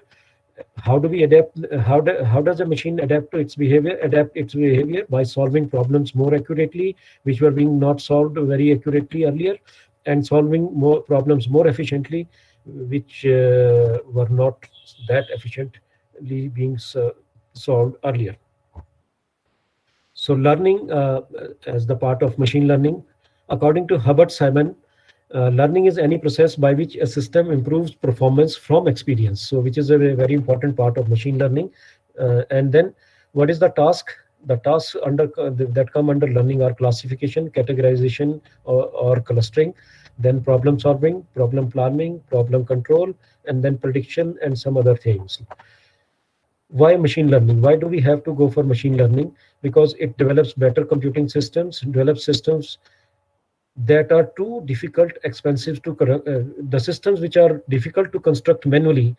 The machine learning can help there, because they require specific detailed skills or knowledge tuned to a specific task. So which is hampered by the knowledge engineering background. Sometimes it is domain knowledge, sometimes it is other mathematical knowledge, statistical knowledge, or some other kind of knowledges which act as bottleneck for a person to implement the things manually. So again, it develops systems that can automatically adopt and customize themselves to individual users, and then discover new knowledge from large databases, like the case of data mining. Some related disciplines to machine learning are artificial AI, data mining, probability and statistics, information theory, numerical optimization, computational complexity theory, control theory, psychology, neurobiology, linguistics, and philosophy, and so on. Human and machine learning, human learning versus machine learning. Humans are very good at cognitive learning, and that's why cognitive science versus computational science, there's always a debate. Then there's a distinction between human learning as well as animal learning. We can compare animal learning with machine learning also, and then many ML models are based on human types of learning. So I would say most of the ML models are based upon human types of learning. Then we have evolution versus machine learning, where adaptation versus learning, there is a competition between the two. I'll skip this slide. Then types of learning. There are few types of learning, like inductive learning as well as deductive learning. Then there is rote learning, which is through memorization. And then there's advice and instructional learning by example or practice, which is the most popular kind of a learning amongst humans. And then learning by analogy, which is also kind of a transfer learning, then discovery learning, and others. Different varieties of machine learning are concept learning, cluster algorithms, connectionist algorithms, genetic algorithms, explanation-based algorithms. I don't have time to go through them individually. So an important aspect of, before I finish, an important aspect of levels of learning is a training part. Many learning methods involve training. Training is the acquisition of knowledge, skills, and competencies as a result of the teaching of vocational and or practical skills and knowledge that relate to the specific useful competencies. Then training requires scenarios for examples in the form of data, and huge amounts of data is required for training the various models. This is different types of training. Based learning, supervised reinforcements, unsupervised clustering, as well as semi-supervised. Then types of testing, because learning involves training and testing. Then there are these are three different types of testing, and then usual stages of ML hypothesis based upon the data, training or learning, and then testing or generalization. Why ML is necessary? I will skip this. Some of the online software packages and data sets. These are some of the learning tasks. Improve on task T, how learning works. Improve on task T with respect to performance metric P based upon experience E. So this is how learning task is defined. You have to improve a task T with respect to some performance metric P and based upon some previous experience E. As you can see, these are some of the examples. T is playing checkers, percentage of games, P is percentage of games won against an arbitrary opponent, and E is playing practice games against itself. Then I would spend 2-3 minutes on this and then I'll finish. This is the true essence of software engineering. This is my creation. If I put it in my words, what is software engineering? Software engineering, the true essence of software engineering comes into picture if we have a black box, as you can see here. There's a black box here. You tell you input the requirements to the systems. As you can see, you input the requirements to this system, and then you tell which platform you want your system to be software to be developed. You tell the black box which technologies are to be used by which the software which you want to be developed is based upon which technologies, and then you have to tell what are the quality directives for that software being developed, and then some other parameters.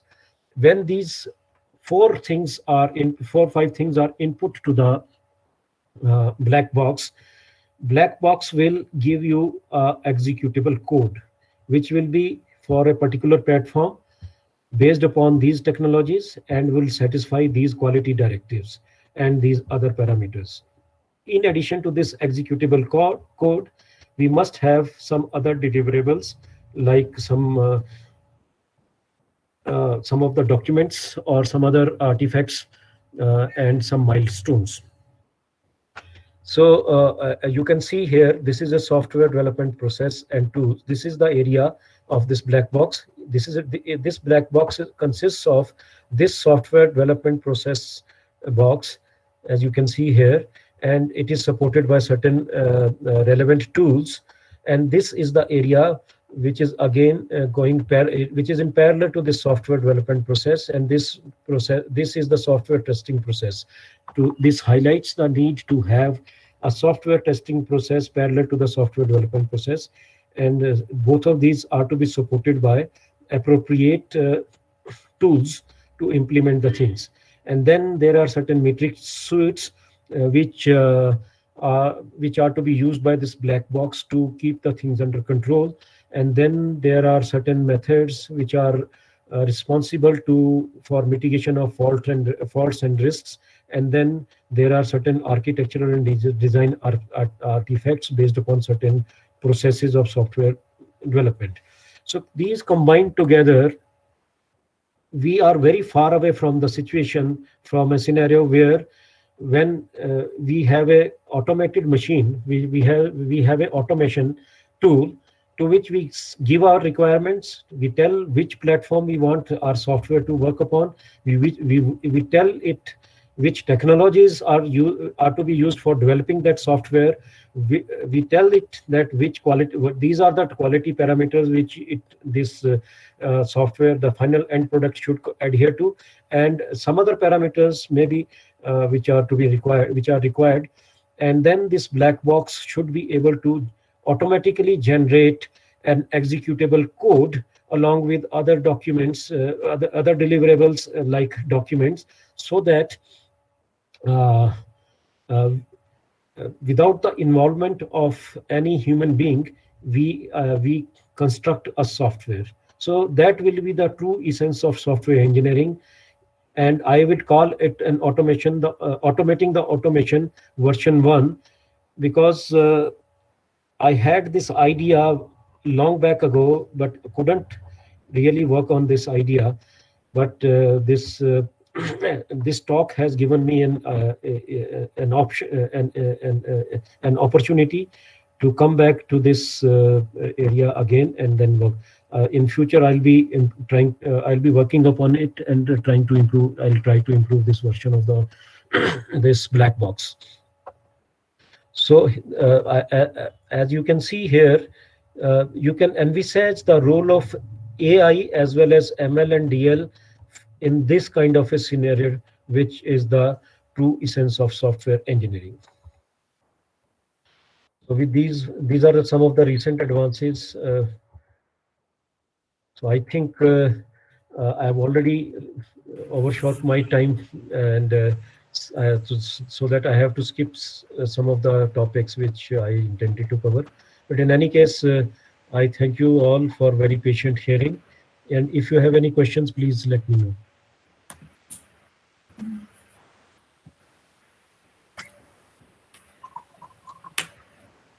Any participant, if you have any question, you can ask, sir.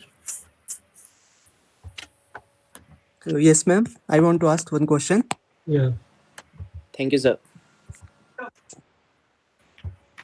Sir, what is Yeah, please. difference between machine learning and data mining? Sorry? Sir, what is difference between machine learning and data mining? Data mining and machine learning. Okay. Yes, sir. We perform some of the data mining techniques through machine learning also.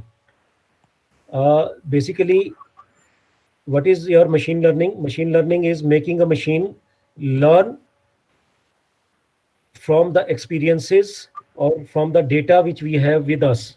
All right. So machine, Yes, the data, basically data mining. What do we use in data mining? We use some statistical techniques. Mostly there are certain statistical techniques, and some other techniques are also used for mining the data. But in mining the data, we do not create the learning component. But in in machine learning, we have to create the learning component also through training. So this training component differentiates data mining and the machine learning. Okay, sir. All right. Thank you, sir. Okay. Anyone else, please? Anyone else who would like to ask any question? Yes, sir. I want to ask. Yeah, Okay, please. Pooja, go ahead. Sir, actually, what is a basic problem while in machine learning we are feeling while we are in data imbalance issue or feature subset selection or feature set selections? If we are doing both in the data sets, then we apply same machine learning techniques or same classifier, then we feel results are different. Yes. What's your good name? But yes, sir. Okay. Chalo, go ahead. Continue. Sir, while we are applying some classifiers, some are giving good results, but some are not. Yes. This is the reason why this machine learning field has not matured till now, because there is no set rules or set procedures which can allow us to choose a particular machine learning technique for a particular scenario. So what I feel is this area is still immature. It will take some time to mature, to get matured, and then some of the questions which you are answering, you are asking, can be taken care of. At present, most of these questions cannot be answered. Sir, but in basically in machine learning, we should go for data imbalance issue with data sets, Yes. or either we go for feature selection. Yeah, that's true. That's for true. Giving good accuracy results. Yes, true. Sir, So, which technique should we go? Oh, that Which is what I am technique saying. we should follow? I think that is what I am saying. We do not have any standard practices which can tell us under this circumstance we have to use this technique, or under these circumstances we have to use some other technique. So because the reason is this field is still maturing. So in the absence of set procedures, it's very difficult to tell which of the techniques will give you the higher performance on certain metrics. Again, I'll give you an example. If you are using certificates, a particular technique on same data on on some data set, and Yes. you use the same technique again on the same data set which has been appended by some additional data, the results will be different. Yes. Yes. Do you agree with me? Yes, sir. Actually, I am working on this and I am facing such kinds of problems with similar data sets. While I am applying different techniques and different classifiers, I am getting different results. In fact, in cross validation, if I am applying 5 cross validation, in 10 cross validation, I am You will also get getting different different results. results. Yeah, you will get different results. So So, by hit sir, I am facing problem ki what should I have to write? It is accurate or this method is best. no, no, no. See, you have to use the hit and trial method. That is what we are doing right now. All of us are doing this hit and trial method. But sir, in some time there is a long list of data sets I have. I have near about 92,000 records. So it is very difficult in my laptop to run this again and Yeah, again. that's a problem. So that's why Yes, I sir. told. That's why I am applying feature ranking, feature subset, and also wants to apply data imbalance issue. But in data imbalance, we can take the errors or MCC results. We cannot take accuracies there, na? That's true. That's true. But we all are struggling to find solution to these kinds of problems. At least I still do not have answer to this question, because any specific answer I'm not in a position to give you for this particular problem. Okay, We are sir. also we are Yes, also I am putting. working and doing same. And Thank as you. far as your hardware issue is concerned, where you feel that you are feeling constrained due to some hardware resources, so my suggestion would be to move on to the cloud platform. To Yes, sir. move. I am also working in Google Colab. So some of the hardware issues can be tackled via this cloud Yes, platform. sir. But it also taking time. Yeah, of course, yes, of course, yes. Yes, sir. So Yes, sir. Thank you, sir. another thing which I am very enthusiastic about is mm, mm, the quantum computing, which is now in the stage of reckoning, and maybe soon we'll have some machines based upon quantum computing. Then these big issues, which are big issues of big data, which we are facing, everybody is facing today, they will become very minor issues in that kind of a quantum computing environment. Okay, sir. Yeah. Thank you, So sir. any Hello, hello. Yes. Yes. so any suggestions on I how to, I want to like, ask one question. Sorry. Jaspreet, Amitoj is asking. You can ask uh, later on. Jasprit से Okay, पहले आप पूछ okay, लीजिए. okay. Okay, Jaspreet, नहीं नहीं, आप first you please ask. question. Okay, one Okay, of you. sir. So actually, I want to know what is the basic difference between the inductive machine learning and deductive machine learning. What is the basic difference between that? Beta, this is not the class where I would be dealing with this kind of learning. And if you are really interested, you please, I've given you my email ID. Sure, You sir. can, Sure, sir. or you can note down this my mail ID if you have Yes, missed please. somehow. Yes, yes. I can. Yes, Uh, sir. Please. I think they have recorded my video, so you can get it from them, from either from Dr. Nonita or some other person. So video And is available on Okay. YouTube already. okay, so you send it. You can send this email to me. I'll send you the detailed reply about deductive and inductive reasoning Sure, as sir. well as Sure. learning. Yeah. Okay. Sure, sir.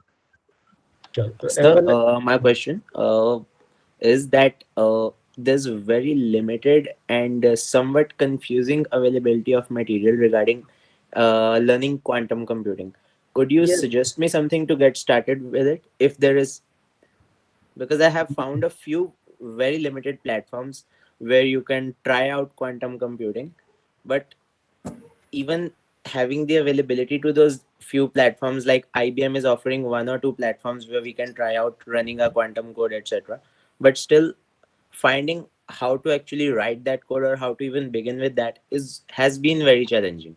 I Yeah. explored True. it around half a year ago, Mm-hmm. and Could you please suggest me something if you have in mind regarding this?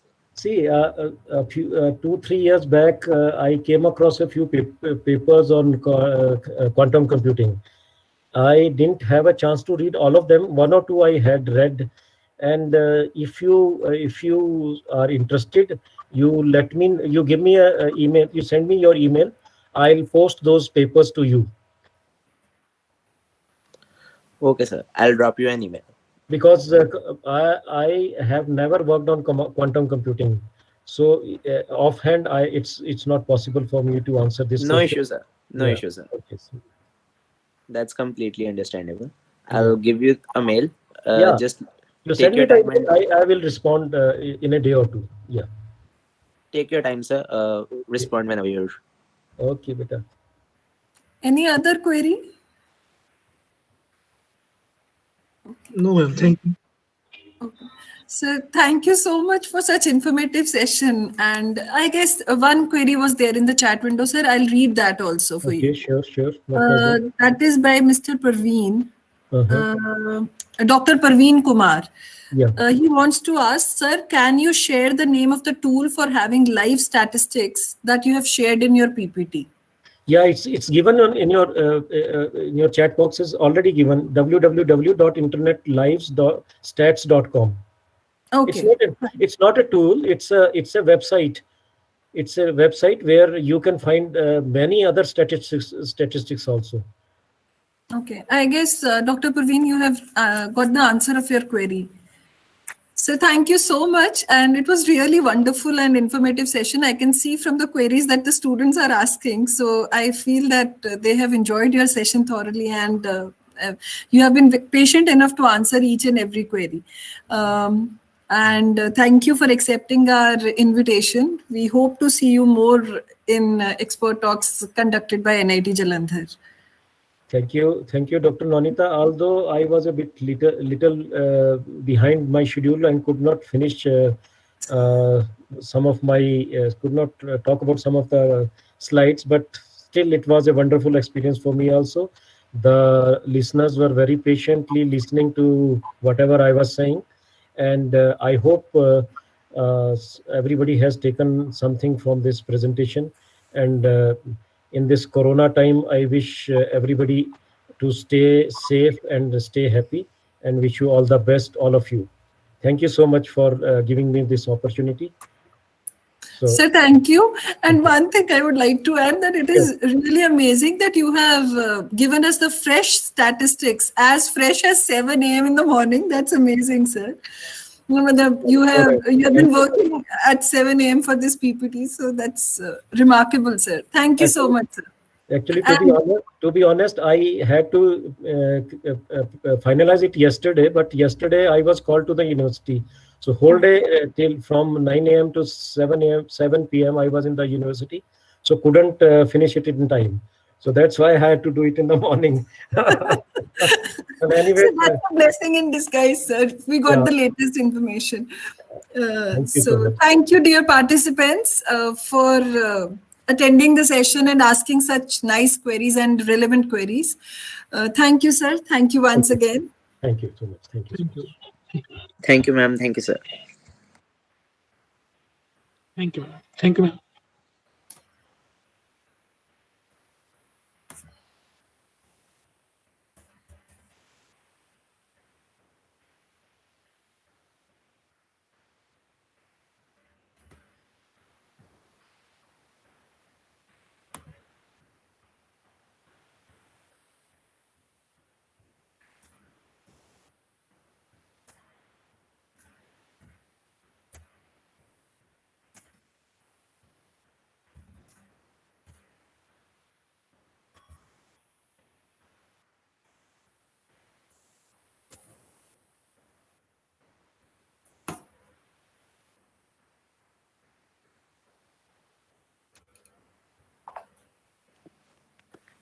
Ma'am, same link? Yeah, same link. Amituj, for all the 5 days, the same link will be there. Okay, ma'am. Thanks, ma'am. Thank you. So this session is completed. We can leave for now. Yeah, please. Ma'am, next session will be starting from 3 p.m., right? Yeah, 3 p.m. You can join just 5 minutes earlier. Jitinder Chabra sir will be taking the session. I'm pretty sure that that's also going to be a good session. And you can join 5 minutes prior to 3 o'clock. Okay, ma'am. Thank you, ma'am. Thank you. Thank you. One request, ma'am. Yes, Nafisa Jaspreet. ma'am, is there any feedback for Ma'am, where attendance the link? Neha, share the I'll link be sharing the feedback again in link the as well as the WhatsApp group. attendance link in the evening session for both these Okay. sessions. Okay, fine ma'am, no Only problem. Okay, ma'am. one Ma'am, feedback form actually, will be shared per day. Okay, okay, okay. ma'am, actually, I want to ask one thing. Due to some Jaspreet, technical issues, I joined the session two times. two I times? joined the session two times. Yes, I joined this session two times due to some technical issue. When I joined in the Okay. first session, Okay. due to some technical issues, the link breaks, and Okay. immediately I immediately I joined through the second time. So attendance count overall or the Yeah, first session we or second we session? uh, we normally get the attendance from the logs. So in log, it is written that when you have joined and when you have logged out of the system and when you have rejoined also. We'll get the log for entire 2 hours. Okay. So you Thank don't you. worry about that. Thanks, ma'am. Thanks, ma'am.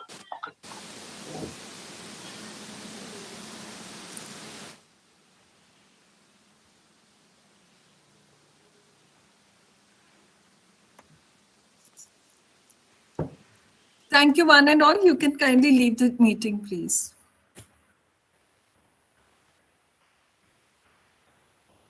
Thank you, ma'am. We'll be joining back at 3. Bye bye. Take care. Have a nice Yeah, time. you too.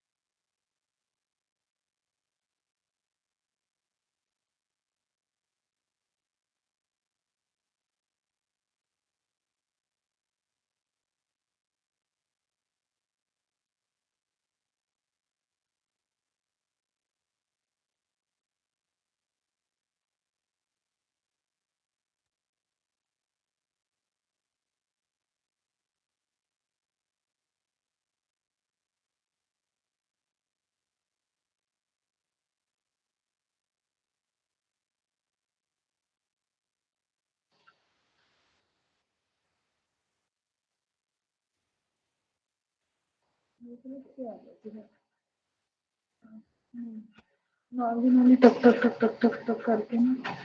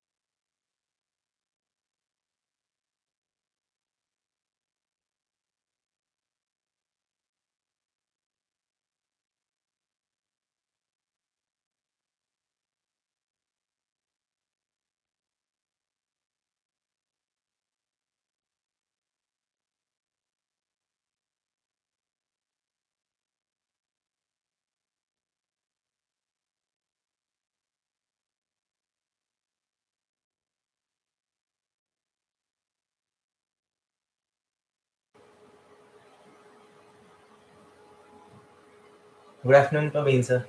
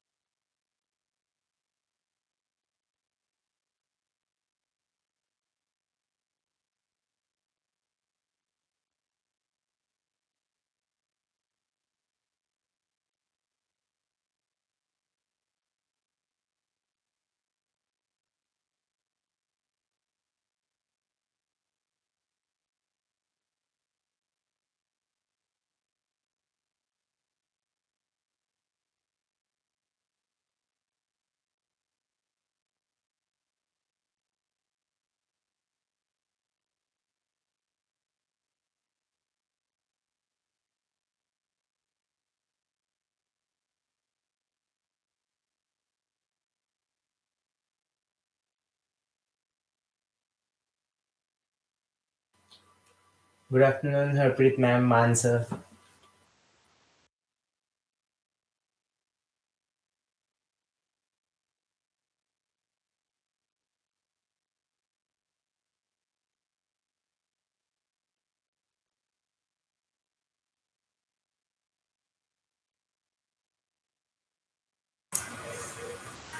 good afternoon to all.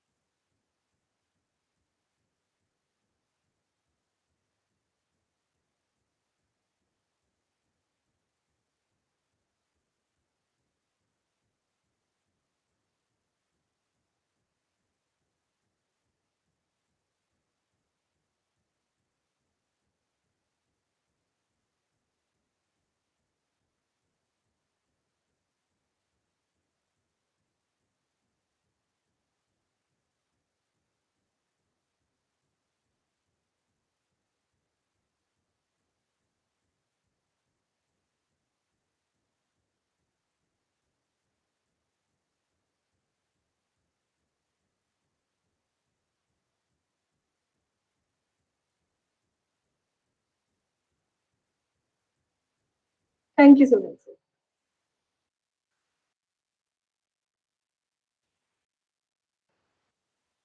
Good afternoon, everyone. Good afternoon, sir. So after the technical glitches, we are back. I would like to welcome Dr. Jitendra Kumar Chawla. He is working as professor in the Department of Computer Engineering, NIT Kurukshetra. His research interests include software engineering, soft computing, software matrices, big data, machine learning, and other related areas. He has a teaching experience of approximately 26 years. He has many publications in reputed international and national conferences and journals from IEEE, Elsevier, ACM, Springer, etc. He is reviewer for journals of IEEE transactions, ACM transaction, Elsevier, Springer, Taylor and Francis, and many other international journals. He is a co-author of the world-famous Shom series book from McGraw-Hill titled Programming with C, with Byron Waterford, USA, and with Sir. And he has also supervised 5 PhDs, each with 4 or more essay publication in the best journals of software engineering. So his profile is quite long. He's a first recipient of Best Teacher Award in NIT Kurukshetra, and many other awards are there in his name. So I would like to welcome Dr. Chawla on the behalf of the organizing committee of this STC and our Department of Computer Science and NIT Jalandhar. So I hope all the participants will be blessed with his kind words and his valuable knowledge and vast experience. I welcome you, sir, and over to you, sir. Thank you very much, ma'am. Thank you, Dr. Nonita and the full coordination team. It's always a great pleasure to be part of any event of NIT Jalandhar. It's like a second home to me, NIT Jalandhar, because Professor Avasthi, with whom I have a long bonding of last 20 or more than 20 years, 25 years now, and similarly with the CSC department and as well as with electronics department, Professor Khosla, Dr. Mamta, and others, Dr. Harsh in CSC, etc. So, and now recently Dr. Nonita has joined, Dr. Kuldeep has joined. So it's like a second home. So it's always a great pleasure to be part of NIT Jalandhar for any event. I love to interact and discuss and share my whatever I know, and especially the students, the response which I get at NIT Jalandhar is a tremendous. I go to various places, but the kind of interaction Jalandhar students and staff and faculty along with other participants show, truly that's really entertaining and very amazing. So I always love to be there. Personally, as I always say, that online teaching is not what my preference is at all, but keeping in view of the situation, there is no choice. So thank you very much, Dr. Nonita, Professor Avasthi, NIT Jalandhar, my friend Professor Khosla and others, and Dr. Kuldeep, and all others with whom I have a long bonding. Thank you very much for inviting me. It will be a great pleasure. As I always said, that the audience here, then the students are really tremendous.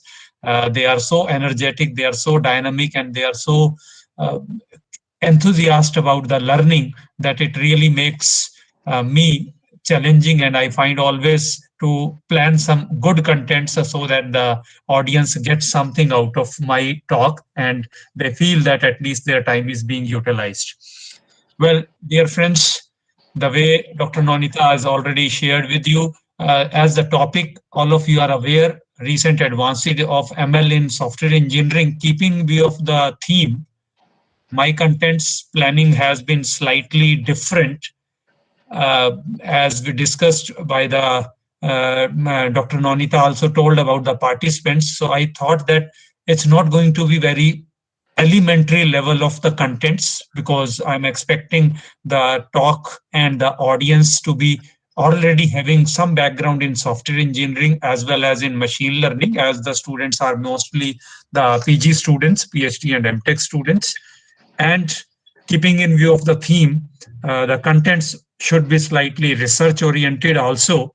So, dear friends, I have tried to talk those things which will give you certain inputs about applying machine learning into the software engineering, various possibilities, certain recent directions in that particular domain, and a certain process of how to think and apply systematically and get some good quality work is what will be the theme of my discussion today. I hope it will be useful for those, and I'm very sure the kind of audience here is not a mass gathering, it's a selective, really energetic and enthusiast gathering who really wants to do some PG and research work into this area. So keeping in view of that, I'll be sharing some of my experiments and our directions in which we are already working for this domain. So I'll start with that, and I'll request all participants to feel free to stop me, interrupt me, and ask any queries if you have. I don't mind if you interrupt me, and in between the talk also, if you have a certain queries, you are welcome. The only thing is in the chat box, I'll not be able to see when I'm making the presentation. So those who have any queries, either they can unmute himself or herself, or I'll request the coordinators to please keep on looking on the chat box. And if there are some queries in between, some coordinator can interrupt me and we can interact and we can have the exchange of the information and queries can be answered. So it will become more interactive if there are certain queries and addressed in between also. Of course, towards the end also, we can do that. So in between also, from my side, feel free to ask and interrupt me for any kind of questions. So going further, let me share my screen so that the PPT becomes visible to all of you. So I'm just initiating the process, and I hope the screen becomes visible. I have got the message of yes, sir, visible. Great, thank you. So formally, very good afternoon to everyone, and let me start discussions on the concept of machine learning. The target areas where I have chosen, I'm going to talk of two directions via machine learning, subset of machine learning used in form of a clustering and optimization, along with some overview of how ML in general also can be used in variety of other areas also, all belonging to software engineering domain. Well, start with, I would like to start with a nice picture which probably will make all Indians to be proud. If you can see what is it, can you identify this? Some of you have probably guessed it because some of you might be responding in chat box. I'm not able to see, but something related to ISRO. That's what can be visible, some kind of a launching pad. So probably after these many hints, some of you must be able to guess. Dear friends, it's nothing more than it's Chandrayaan-2. Yes, sometimes last year before lockdown, there was a lot of discussion about Chandrayaan-2, a lot of success stories which were unheard, certain failure or not so success issues which were into the picture, into the limelight, but we had a lot of success stories also. Chandrayaan-2, July 19, it was launched. November, December 2019, the landing of the Vikram Land Rover was supposed to be there. It was an extremely complex system, a perfect integration of powerful hardware as well as intelligent software. The good part about the software, where software engineering directly was used for practical applications of this domain. Till now, we talk of all these things in software engineering only from a research viewpoint, but it was one of the fantastic practical implementation of all these concepts where self-learning from the past experience was integrated, self-adaptation, and not only that, even self-recovery, which was even attempted by the Land Rover, and then subsequently that could not happen But yes, all this was integrated through software into the corresponding all subcomponents of the system. Yes, it was one of the fantastic applications of intelligence being added to the machine through machine learning and many other alternates. Some of you might remember that initially it was supposed to be launched early and then it was delayed by many days, and still the launch was successful, and still everything reached in time, instead, in spite of getting it launched by delayed of 7, 8, 10 days. That was again a miracle, but it was actually not all miracle. It's all science, it's all intelligence, it's all tolerance and imprecision handling. It's all intelligence through AI, soft computing, and machine learning. How did it all happen? Some of you might not be aware, but just recall that if the total time to reach the Chandrayaan moon, the Chandrayaan 2 to reach through the moon and to start the landing process, if all that process, let's assume that required almost 80, 90 days, all that process was completed in 80 days or so. So it's not that the distance got reduced. It's not that the speed was increased. It's not that some miracle was there. It's all computation and software launching success. It's all the way that the total kind of parabolic approach which was being used and the route which was being used to come out of the gravitational force of Earth and then subsequently go into the gravitational force, and by what angle it was supposed to go, how many circles it was supposed to have, how many kind of rotations it was used to have, and all that was optimized. So there was some tolerance already planned. It was a part of perfect project planning. There was some kind of uncertainty handling provisions already made, and along with that, some additional last minute adjustments into the hardware as well as into the software. All that happening was a fantastic success story. Software, we can't see that because that's a proprietary item of the ISRO, but all of us can easily imagine, and I can easily foresee that a lot of concepts of AI, soft computing, fuzzy logic, and neural networks and optimization along with ML were used. And effectively, it was a great success, except in one part of the software, which we claim as a guidance software. Vikram lander, which was there, that landed in a crash manner on the moon's surface due to its guidance software had certain failure.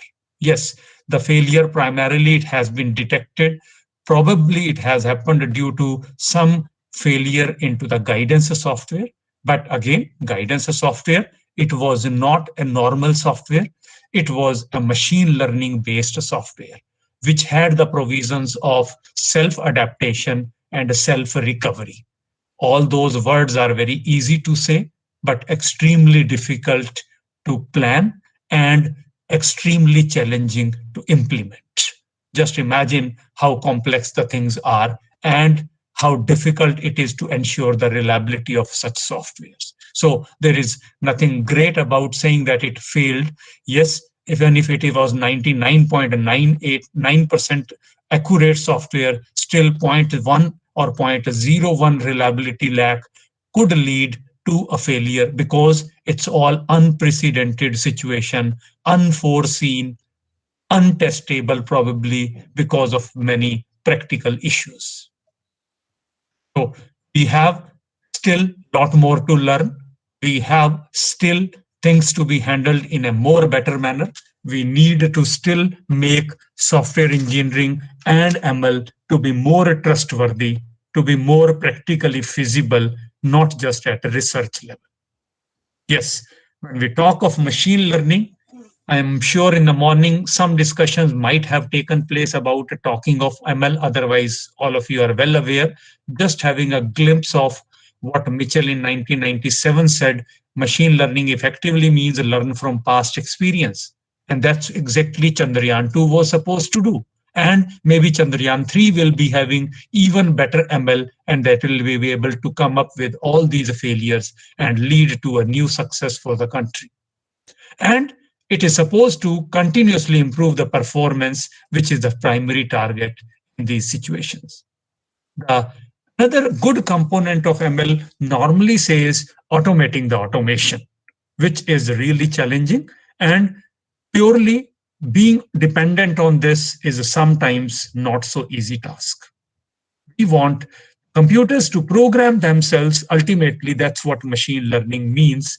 So presently, the ML is being targeted from automation of complete level also, as well as a semi-automation, semi-supervised, or some kind of a similar partial automation supported with some intelligent decisions coming via soft computing and other things. So ultimate aim is machine should perform well, machine should learn, maybe whether through data only, through program only, through a mixture of these. Primarily, ML keyword says let the data do the whole work. But yes, in software engineering, availability of the data, especially the empirical data about various software, it's not so easy task. And hence, we cannot be just dependent on the data. We need to find some alternatives. Machine learning, as the word suggests, it's a programming language to optimize a certain performance criteria. So obviously, for calculating a factorial, for doing some payroll calculations, we need not have any ML. We need not use machine learning for traditional deterministic algorithms. We need to apply ML when human expertise doesn't exist, like Mars navigation. That was another success story where some kind of intelligent computing and partial machine learning was used by India ISRO, and they had a fantastic world #1 success for the Mars exhibition and Mars launching. Humans where do have experience but expertise, but they are not able to explain, like a speech recognition. Sometimes we talk to a friend, a student who is 10 years old. We have not interacted with him, but just listening few sentences, and we are able to recall, this is my old 10-year friend. This is 10 years old with whom I have not talked, but still his voice is so unique. His pattern of the voice is so unique that my mind immediately responds. I don't have an explanation that how could I recognize such a person, even if I have not seen him, even if I have not talked him with last 10 years. Still, it is done. That's what the learning and experience and expertise is. We need solutions which are changing in time, they to be through for them also machine learning useful. For example, routing in a computer network, Google Maps, all these dynamic solutions, lot of data coming, and still we need to learn and adjust. Solution needs to be adapted. Like in Chandrayaan, we have to adapt depending on the situation, depending on the landing surface, depending on the parameters, depending on the data sensed, sensors giving data. Accordingly, the software was supposed to decide what angle, what way, from how much distance, all that to be launched, and accordingly it should reach to the safer place. That's where software probably failed. The place at which it was supposed to launch the sensors, whatever data collected, the distance, and all that, ultimately angle calculation, whatever happened, but ultimately the Vikram landed into some place which was probably not the best optimized place for landing to start. So that's where the software guidance probably failed for Chandrayaan 2. So machine learning, primarily, we say all these things. Traditional programming, we all for software development all know that earlier we used to have a program to be written, data to be used, and output generated. ML says reverse. We have the data, we must know the output, and then we should automatically get the programming done to a larger extent. Primarily, if we try to classify machine learning problems, then we can categorize into 4 different domains: the data to be continuous or discrete, and supervised versus unsupervised learning. We can have a classification. we can have a clustering, we can have a regression analysis, we can have dimensionality reduction. Lot of work being done in various directions, may not be in software engineering primarily, but yes, finding certain selective features, finding certain useful metrics, dimensionality reduction also can be attempted. Regression, yes, that's being very testing domain, especially lot of regression analysis, lot of machine learning based models along with empirical data being used for this.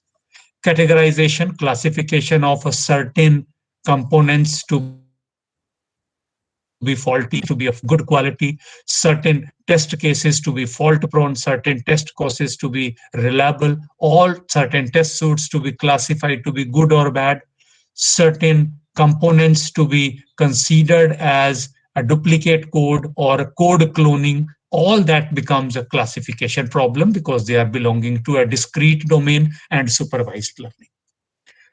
The direction which I am going to concentrate more today is on unsupervised learning, where discrete, like I have multiple software modules, software components, software instructions, and I would like to make them better and better towards unsupervised learning, where the final output is unknown, but I have to probably improve that with the corresponding ML techniques. I say use of ML, so certain techniques, maybe clustering, maybe classification, but ultimately we want to find out defective classes, error prone classes, clustering, classification, regression, whatever you use. It's one of the fantastic research area where people are working. Identify critical components. Some of you might be aware that there is a rule in software engineering about 80-20 rule. 80% of the software executes for 20% of the time, and 20% of the software executes for 80% of the time. Which one is that 20%? Can we identify that part? That's what we mean by identifying the critical components. Those components which are critical to the success of the software, they need to be identified. Still, ML can play a role. Prioritization of a test cases so that the testing time can be reduced. I have a software of 10,000 lines. We generated test suite of, I have time to execute only 1,000 test cases.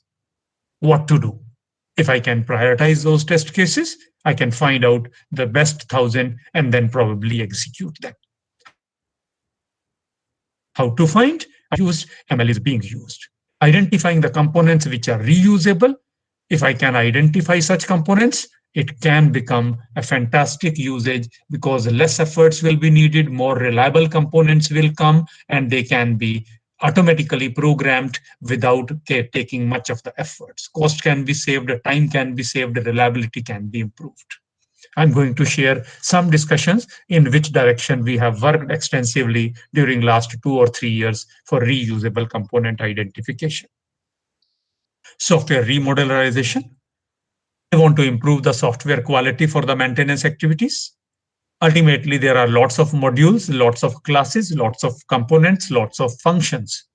How they should be grouped together so that overall quality improves. How they should be combined into packages if this was a Java language or so, how that all should be done so that we have proper packages identified. All that requires a careful study of a clustering approaches in which since last 6-7 years, we have done some experimentation and got some fantastic results. There are many more. I'm just going to touch some of these from a research viewpoint so that you get an idea, and at the same time, it doesn't become very boring for all of you that I'm not going to be into the great one particular problem's finer details so that it doesn't become very boring for those who have no background. But at the same time, I would like to share with you some of the openings, directions by which you can explore and start doing in this direction. Example, just one example I'll take in more detail, we will say, I say software remodularization using clustering concept if I need to do. Ultimately, I say if I have multiple components, let's say I have 10, 20 different components, I would like to cluster them in a way that all components which are cohesive with each other, they are grouped together into a single cluster. Another cluster where another set of cohesive three components are grouped. Another cluster, and all these clusters have minimum interaction outside of these clusters. Among each individual cluster, interaction or coupling is minimum and cohesion within the cluster is maximum. Here, cluster coupling and cohesion words being from the software engineering domain, you can easily understand, but ultimately it becomes a graph partitioning problem, which is an NP-hard problem. So maybe if I have some data, some ML algorithms for classification could be used. If I don't have some data or some outputs, some predefined values, maybe clustering through graph partitioning can be another alternate. We will see somewhat in more detail this after a few slides. So ultimately, I say all these are effectively NP-hard problems. And when it becomes an NP-hard problem, effectively, we need a certain optimizational solutions. All these clustering can be considered as an optimization problem, and optimization can be solved in non-deterministic algorithmic manner also. And those algorithms like GA and others are available to handle such situations. Bringing and making these problems connected with an optimization problem, effectively optimization, in many cases we say that it's something to be optimized. For example, for software remodularization, coupling to be minimized, cohesion to be maximized among the cluster is what is need to be optimized. Optimization means minimize something or maximize something, or for multiple parameters, do one of these. So if I have a continuous data for certain values which are continuous in nature, there could be continuous optimization. Other side could be discrete based combinatorial optimizational problems. Combinatorial effectively mean the solution vector is a discrete. For example, set of test cases. Now, test cases are always discrete vectors. They could be accordingly identified and optimized. But if I have some variables which are real value and they have a continuous sequence of values which can be improved or decreased or increased, then that will become a continuous optimization problem where objective function will have fractional values and they are real in nature, continuous in nature. So based on that, optimizational problems, normally they are considered as a single objective as well as multi-objective. As the word suggests, if one objective function is to be optimized, it's a single objective. If more than one to be optimized, it's a multi-objective. And nowadays, we are coming up with many objective optimizational problems also, where number of objective functions increase beyond 3 or 4, and then it becomes much more complex and computational intensive. So that's another direction now where it is coming. As I just said, single objective effectively will require maximize or minimize certain function with certain constraints. For example, if I want software to have a minimum coupling, then I will say I need to compute coupling of the whole software, and I should target to reduce the coupling by making a minimization objective function.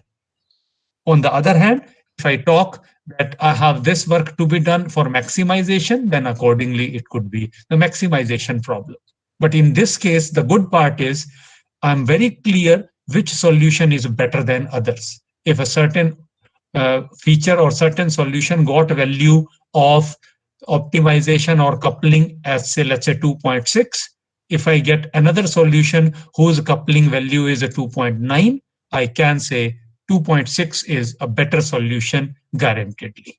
So the ordering is well defined. There is always one best solution which is possible, and we would like to find that.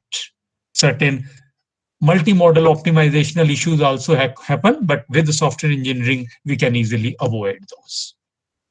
A single objective, our target of minimization means we will start one by one, and our target will be to go down, down, down, down, down, and ultimately find certain solutions where the minimization of the corresponding objective function has been done. And in these cases, the performance monitoring or terminants both are easy, they are well defined, more minimization. If we are getting, keep on improving. Whenever minimization doesn't happen, maybe we have come to the final results or one of the final results. One so good part about this is that I may not get the best solution, but even if I reach to near best solution, optimizational problem gets largely solved. And because with clustering, there could not be identified that what is the best solution. So if I get some improved solution, we must be happy as a researcher in software engineering. Multi-objective, as the word suggests, that in this case, I'm going to have more than one objective function to be minimized or maximized. For example, for a clustering problem, if I say coupling to be minimized, cohesion to be maximized, both are defined independently, then it becomes a multi-objective optimization. I'm going to have the optimization function defined by computing coupling and cohesion and targeting to improve both. And it may happen that if one improves, the other deteriorates. If one deteriorates, the other improves. In that case, there is no full ordering, no total ordering existing. Hence, this becomes a more difficult problem to be handled. So I have set of feasible solutions. I have a set of objective functions because I have multiple functions to be minimized or maximized. So maybe F1x is coupling, F2x is cohesion. I would like F1x to be minimized, F2x to be maximized. And there could be constraints defined according to this.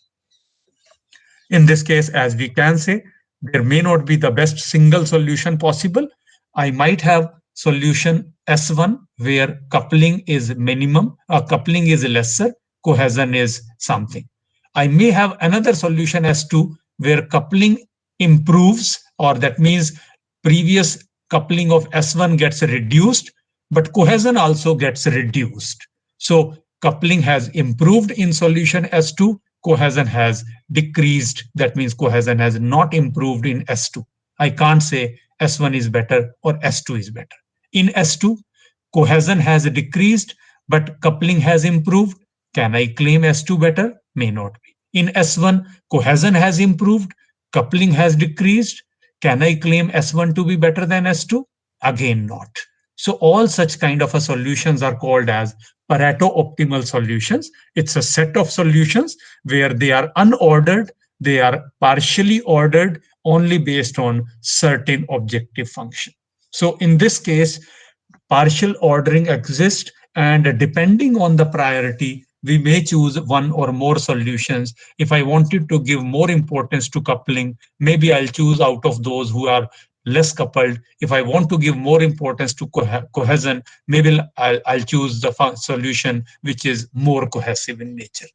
And as we can see, all these will likely to be NP-hard problems. Hence, their exponential solutions in deterministic manner exist, and we can't afford that much time. So multi-objective solutions, effectively non-evolutionary, which may not be suitable solutions because of the time constraints and exponential nature. Evolutionary can be two good alternates. So non-population as well as population-based, where global convergence is always looked for, and population-based like a genetic algorithm, etc. Swarm intelligence, etc. All these, they use a lot of initial population and accordingly go for certain solutions. So genetic algorithm being extensively used in this direction, where a lot of genetic operators, initial population, crossover, mutation, etc. being used is one of the direction which I'll touch upon.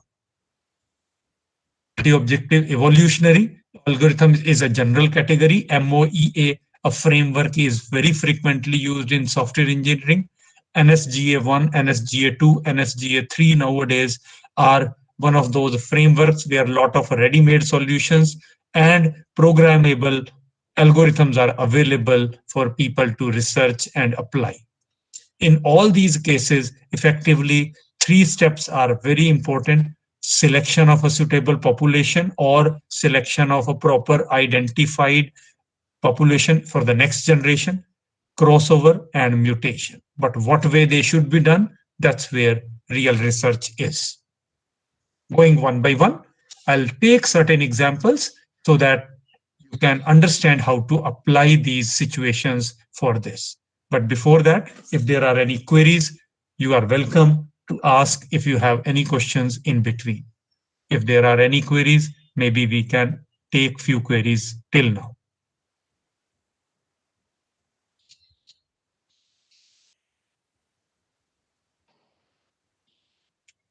So if there are no queries, maybe we can proceed and we will see how to solve certain software engineering problems using these concepts. Going for requirement analysis. I say requirement engineering has certain applications for optimizational issues.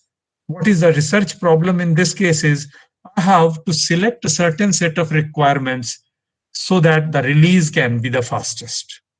It's called as a NRP, next release problem, that we have got set of requirements to be met. We have decided certain activities and we would like to decide when can we release the software. Or if I say that I have to release the software after 20 days, but all requirements, satisfaction and implementation requires 40 days, which one of those should be implemented so that I can release the software after 20 days is what is called as NRP problem. So certain requirements need to be included, certain requirements need to be excluded, and all that is known as a release planning. Formally, we say that we have a set of customers, C1 to CM, which are having certain requirements. It's an application software for certain set of users. They have told their requirements, and we would like to see which of these could be implemented in the given time. So I have set of requirements R1 to Rn. Some of these are given by some of these customers. So all requirements we assume independent, and there is a cost associated with each of these requirements to be implemented. There is a time associated with each of these requirements, and we would like to minimize the cost, we would like to minimize the time, and still we would like to maximize the implementation of all requirements. It becomes automatically an optimization problem. So we want this to be ensured by giving some importance to the customers. And I assume that over a scale of 0 to 1, each customer is given some importance, some weight. And accordingly, I would like to have the satisfaction of the customers to be maximum because their importance is known to us. So accordingly, each requirement is also having certain weights because all of them may not be important to the same level. Accordingly, level of the importance for each requirement is also given. Now, for each customer, certain requirements weight will be known. So I say that we will be assigning a value to requirement Ri in a way that if a customer gets that requirement, then accordingly that much value is satisfied. That is what is the importance of that customer for that requirement, and accordingly zero otherwise. So for certain customers, some requirements will be meaningless because they have not raised those requirements. They raised 3 requirements. Let's say customer C5 raised 3 requirements. He might specify his relative importance as 0.8, 0.3, and 0.2 for some of these. For overall importance, as you can easily see, will be that our total score will be Wj, which is a weight of the importance of that customer multiplied by the customer's each requirements value, non-zero values, and summing all these for all customers and for all requirements is what we would like to identify. Automatically, it becomes a multi-objective problem because we have to minimize the cost. Ideally, the score can be maximized if I address all requirements, obviously, but if I address all requirements, the cost becomes maximum. So I have to have a balance between the score and cost. Score should be maximized, cost should be minimized.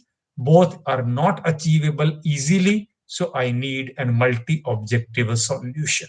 And for that, I need to identify certain requirements to be included, certain requirements to be excluded. How to do that? Again, I need to represent the candidate solutions. If you want to use GA, maybe you will have chromosome represented like this. If you want to use machine learning, random forest, or some kind of a decision tree, you need set of features. Features again can be set of requirements. If you want to apply things like ACO, PSO, crow search algorithm, you need to find out various positions for various particles, crows, ABC, ant colony, bee algorithms. But all of these need some kind of a solution vector. Solution vector will be nothing but a class of requirements where certain requirements will be selected, certain will be non-selected.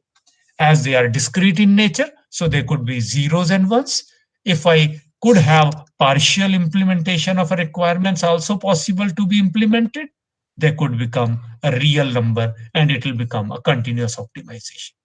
If they need to be just trained using ML models, some regression analysis, or some kind of algorithms experimentation done, I could just have set of features, set of metrics, data known to us, and then I can train the corresponding models. Sir? Yeah. Previous slide, please. Previous. So in this case, when we are based on overall score or the importance of given optimization, we can calculate the score. When we are calculating the score, say you give an example, customer C5 has given 3 requirements, requirement R1, R5 and R8. So when we are calculating something other than these 3, say requirement R2, will we include that customer and set his importance as importance of the requirement for customer 5 as 0, or will we exclude the customer 5 entirely? Okay, yeah, very good. I'm very happy that, yes, you are so attentive that you even remember the example and the values of C5 and our requirements and weights. Great. Really, I admire and appreciate your presence and sincerity. Yes, you are very right. C5 customer, for those requirements where the importance was not there, they will not be considered for that customer, because in that case, the value will become 0. I'll just show the previous slide where we have taken that if I say the requirement, I'm going to assign a requirement as customer CJ gets a requirement Ri, then the value is greater than 0.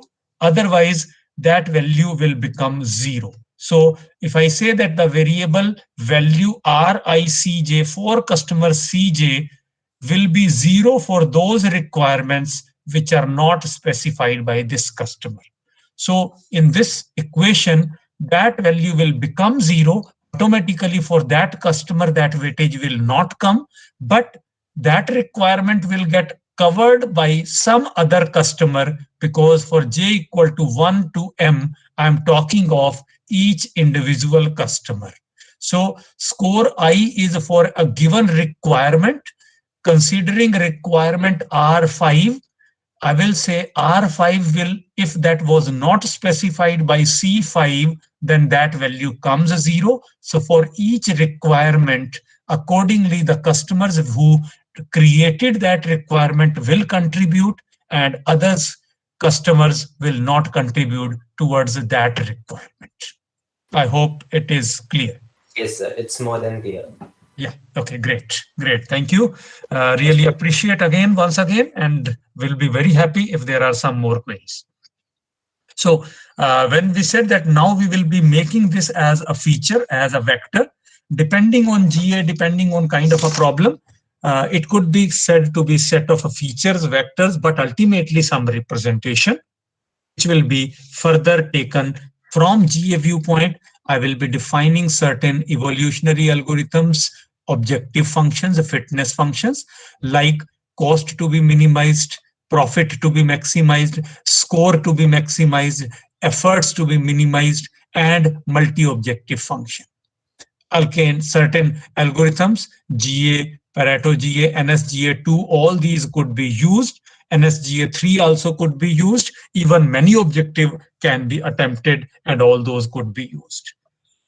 One of the simplest way of converting a multi-objective problem into a single objective also exists, which is called Excuse me, as, sir. yeah. Sir, it might not be related to actually an ML problem, but my question is that since we are minimizing the cost, right, and the profit is being maximized at the same time, right? Right. So, sir, this kind of algorithms are known as greedy, if I'm not wrong. Greedy Okay. algorithms. Okay. And sir, and in many cases, sir, greedy algorithms are not optimal. Rather than that, uh, dynamic programming is more optimal solution. Okay, great. So, sir, what is the influence of that? Like, is it related or? Yeah, very good, very valid doubt. In fact, that's always a big confusion in these situations, and it's a very relevant question as well as a very relevant concept also, directly related to ML, because ML, if you don't have a background or if you just use it as a black box, effectively nothing good comes out. Just it's a luck. Maybe you can get some good results, but if you get it suitably implemented with certain problems, directions, and insight known, things really become faster and effective. So what Yes, you sir. said is perfect. Greedy algorithms try to find out one solution which is intuitively better than rest of the solutions. Ideally, greedy approach should be used only if a greedy choice is guaranteed to be near optimal. In a situation like when you have one objective function getting improving and other getting deteriorated, greedy approach will never be a suitable choice at all. Yes. In that case, even a dynamic programming will not be a suitable choice because of the simple fact that all these algorithms require huge space and time. So dynamic approach primarily needs that you need to have one solution bottom up storage space available. One Yes, sir. dimensional vector, two dimensional, or n. But here the problem is going to be n dimensional, and n also being larger, and the population search space to be not just few thousands, it could be millions or it could be billions. Size of the vector also to be very big could be 30, 50, 100, 200, 500,000. In that case, we might not have space to store the solutions. And if we don't store the solutions, dynamic programming algorithm becomes ineffective. So if we try divide and conquer there, it will become, maybe I'll say it will become the recursion based, but ultimately it will become exponentially growing. So neither greedy will become suitable, nor dynamic programming will work, nor divide and conquer will be suitable. So in those situations, the only choice comes out to be is meta heuristic algorithms to come into picture. And meta heuristics might not give the best result, but we may get some useful results. And one alternate to this becomes, normally we try to convert them into a single objective problem also for decreasing the complexity only. And that concept is effectively saying that, let's say, weighted sum approach, where I say, let's say I want the profit to be maximized, so I give some weight, and I want a cost to be minimized, and then I will say it should be minus or it should be divided. So I will take those things combinedly and then try to compute. But if the objectives are conflicting in nature, ideally we should not go for making it as a single objective. So that's a common mistake people do. Sometimes a single objective problem is unnecessarily modeled as a multi-objective and vice versa also. Use multi-objective only if the objectives are conflicting. Otherwise, through weighted sum approach, they can be integrated into constraints. If the problem is having no conflicting objectives, all multiple objectives can be easily combined together to become a single objective, and problem can be relatively easier to solve. So we should use accordingly these two approaches choosably. I Okay, hope sir. it right. Yeah, great. Yes, sir. Thank you, sir. Okay. So coming to another problem, which presently we are also working in this direction as a test case prioritization. We are trying to use machine learning also toward this, but along with that, we are trying to explore some soft computing alternates also. As the word suggests, prioritization of the test cases during regression testing.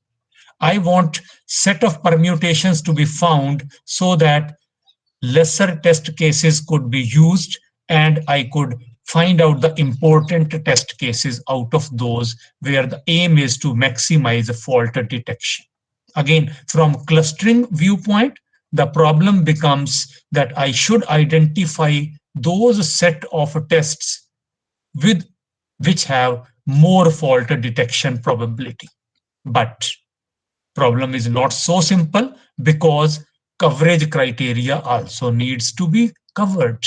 So we have again a problem where I would like to ensure that, let's say, statement coverage or branch coverage or condition coverage or path coverage or some functional testing coverage, all those test cases also to be done, fault detection to be maximized, and now it becomes a multi-objective issue. Or alternatively, use machine learning data, test suite available, and based on that, try to find out automatically some programming correlation and have some intuitive knowledge to prioritize the other test cases. If no features are known, it will be a black box. If we can use certain features, it will be a selective machine learning and will become more useful. How to do that?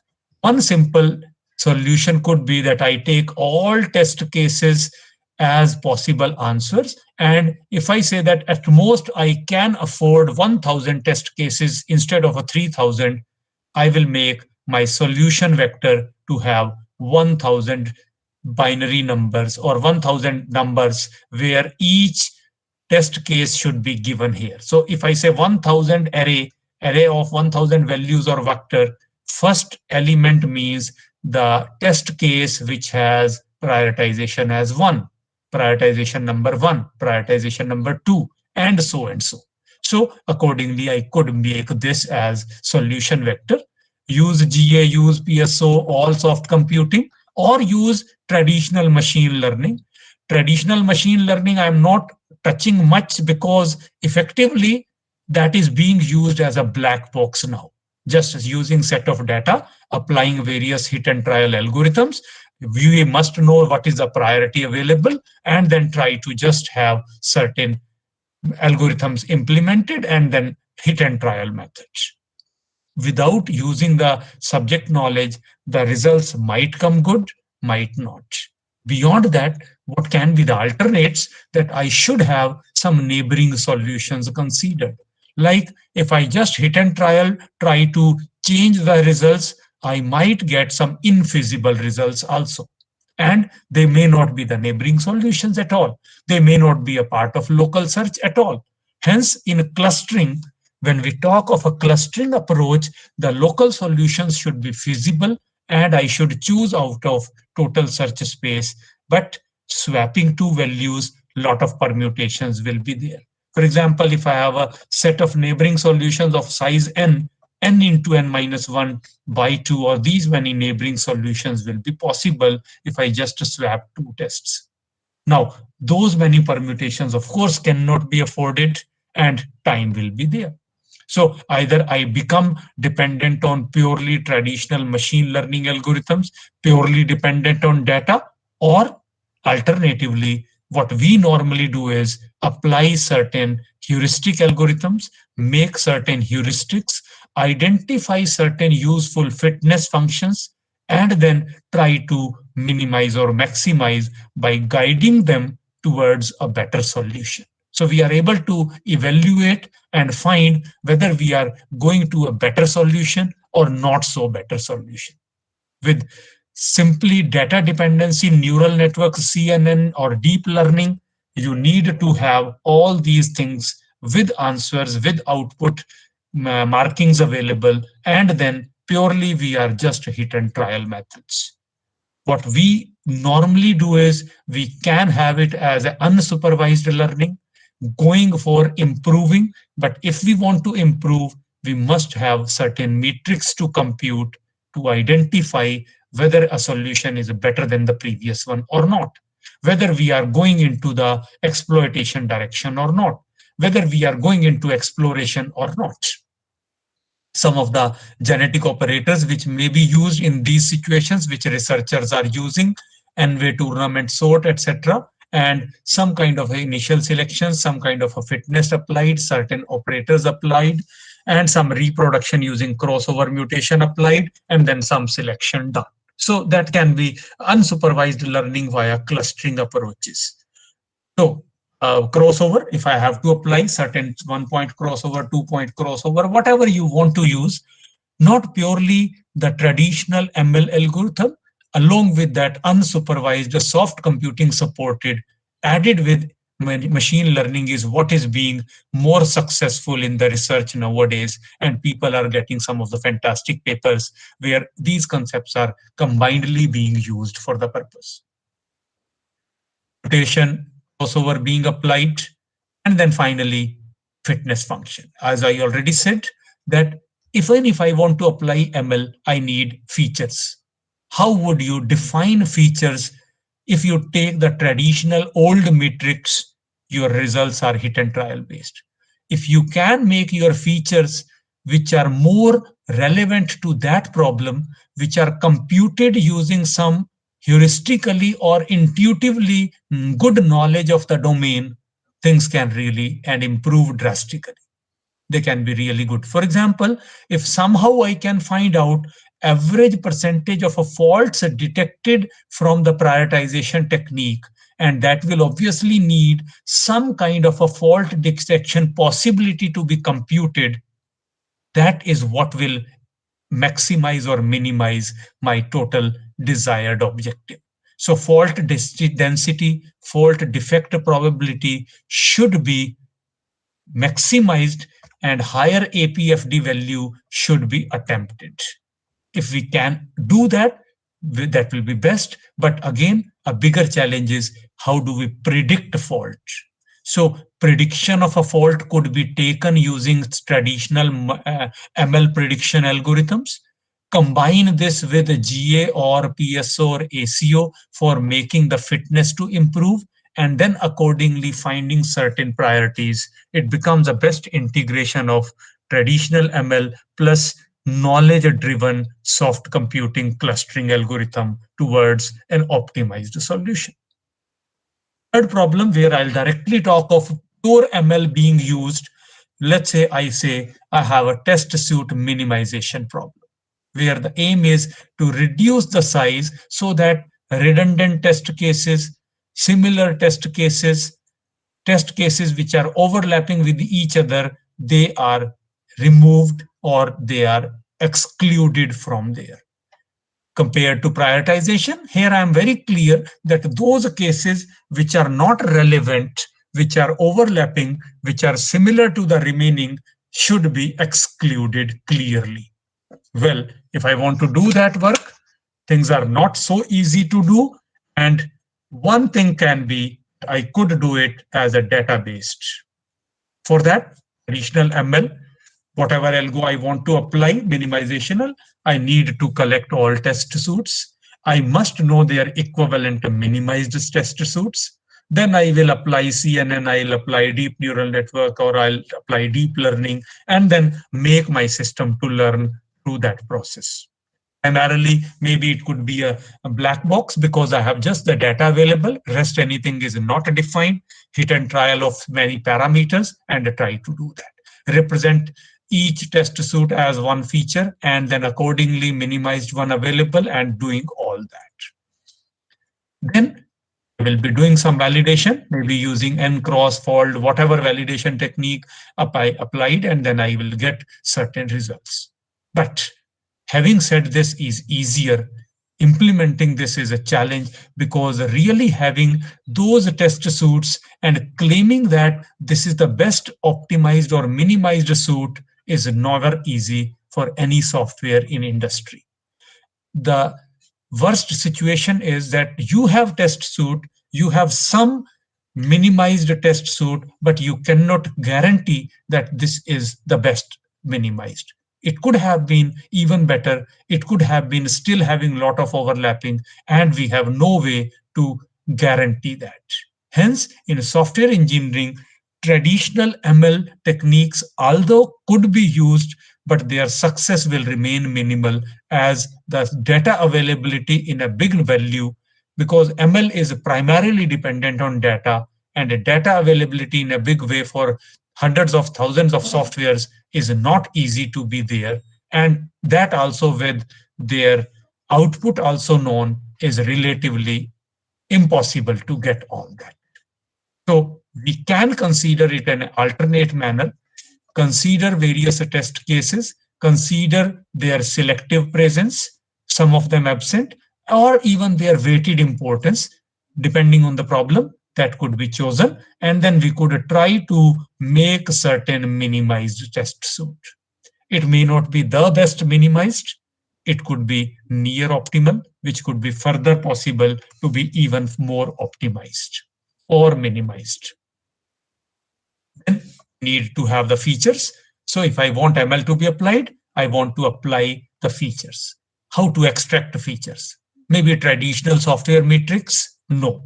Traditional test metrics may not be best because they are very trivial in nature. And their connectivity, their dependency, their dimensionality reduction, all that can become another issue to be addressed. Their orthogonality, another issue to be addressed. And whenever you write something, the reviewer is going to bombard you with those questions.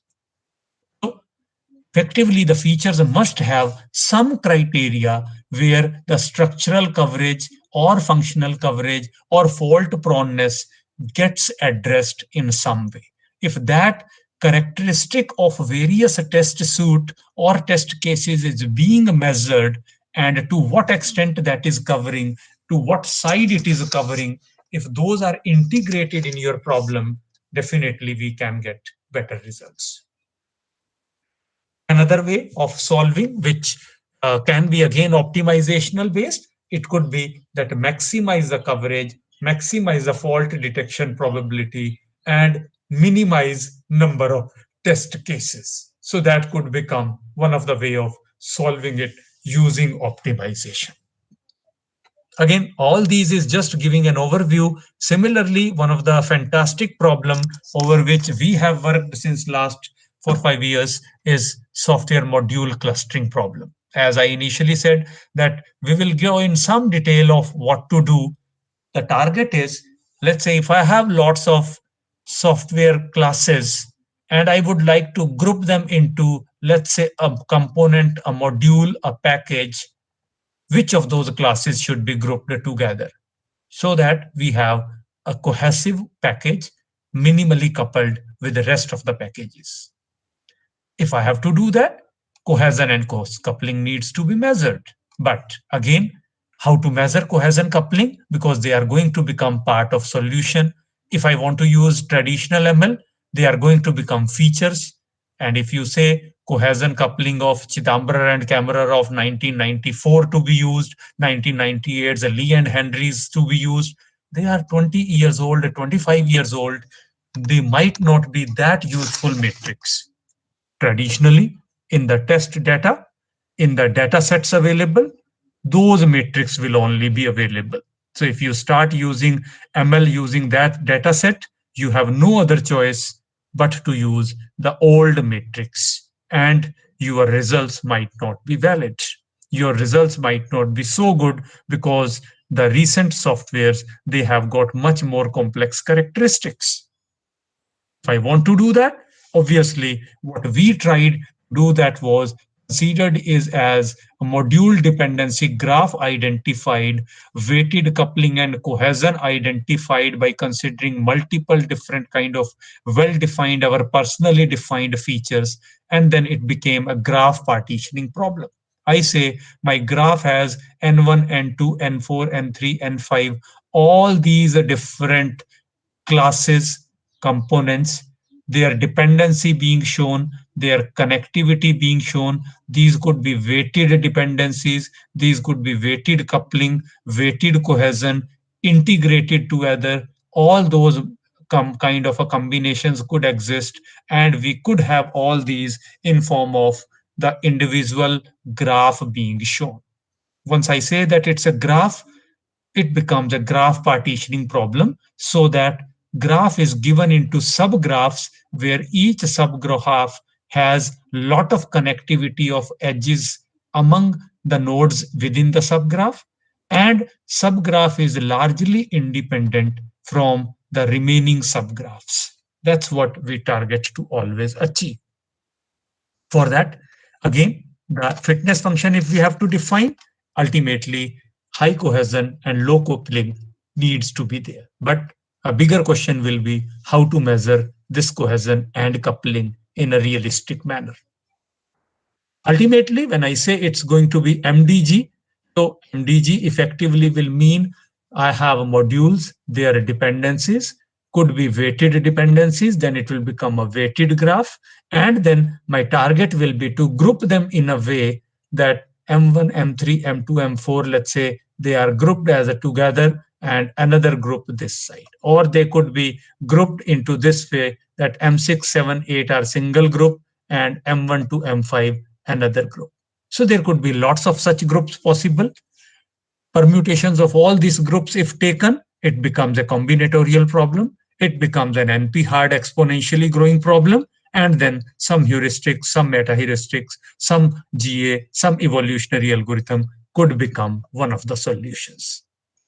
The way we attempted this was that we took object-oriented software, extracted its structural information, extracted its lexical information, class by class matrix was created. Among all classes, all kind of a structural information was extracted. For various classes, a term by document semantic information was also generated. Both of these need to calculate the structural coupling and the lexical coupling, and these two were aggregated together towards representing an overall coupling, and this overall coupling represents the corresponding weight for the weighted graph, and then applying certain single and multi-objective functions, and then applying some evolutionary algorithms using NSGA 2, 3, and then coming up with remodularization. One of this work initially using this was published in 2017 in Information Software Technology, a very reputed journal of this area. And in that direction, this was used by using some soft computing. And now we are attempting with traditional ML integrated with the soft computing. Ultimately, all these problems finally become a multi-objective and even many-objective, as where we are targeting to have search-based optimization to be done. Search-based with a single objective initially attempted, later multi-objective meant coupling to minimize, cohesion to maximize, intramodular density to be minimized, number of classes per package to be minimized, number of packages in the system to be minimized. But they have to be conflicting in nature. Only then they become a multi-objective optimizational problem. Like we have used many objective also. We have used artificial B colony or algorithm also. We have also used information theoretical entropy-based approaches for doing these solutions. So how do you extract features? How do you make your solution vector? What kind of a technical information you extract out of the software and components will make a success or failure of your algorithm. Black box based ML algorithms might not give solution if you are just trying hit and try. Another direction which could be useful for some of those who would like to just explore this area, software architecture recovery is being attempted by using some kind of automation, semi-automation, and machine learning algorithms, where the target is that given the software and if the drift or erosion to the architecture has happened, we would like to do reverse engineering and generate the original architecture. Traditional ML will require the architectural diagrams availability for hundreds of softwares, using those UML diagrams, generating the source code, features extraction from the source code, and then using those features and features of the traditional UML diagram, try to find a correlation between these, train your model, and then try to have the validation over some more software. Having said that is so easy, but finding the features, extracting information from source code, extracting features from UML diagrams of architecture, that is a bigger challenge. And in software, it's an open research problem. Software testing, lot of clustering usage, I already talked. Along with that, automatic generation of test cases is another domain where some situation of ML could be used. Regression validity for the modification only, dynamic random testing technique, duplicate test identification is another, where code clone and test clone detection is being attempted, and ML is really successful in a big way because good repositories are available. Predicting the test case outcome, whether it's a faulty or non-faulty, effectively means it's a classification problem. And if I can do that classification, machine learning can be extensively used. And directly those test cases which are classified as not faulty, those can be automatically eliminated to reduce the test cases or prioritize or minimize. Distributed execution, to decide that how many test cases in what order they should be executed so that a balanced parallel execution can be achieved, is another direction which is being attempted through some clustering or machine learning. Coverage based, whether functional coverage, structural coverage, path coverage, condition coverage, lot of criterias being there. And 2018 they have tried to work using random sequence based and all that adaptive sequencing, etc., being used in as old as just 2 years back, 2018. Coming to one of the final directions where we have worked and tried to use and trying to do some more clustering as well as ML used, is reusable software component extraction.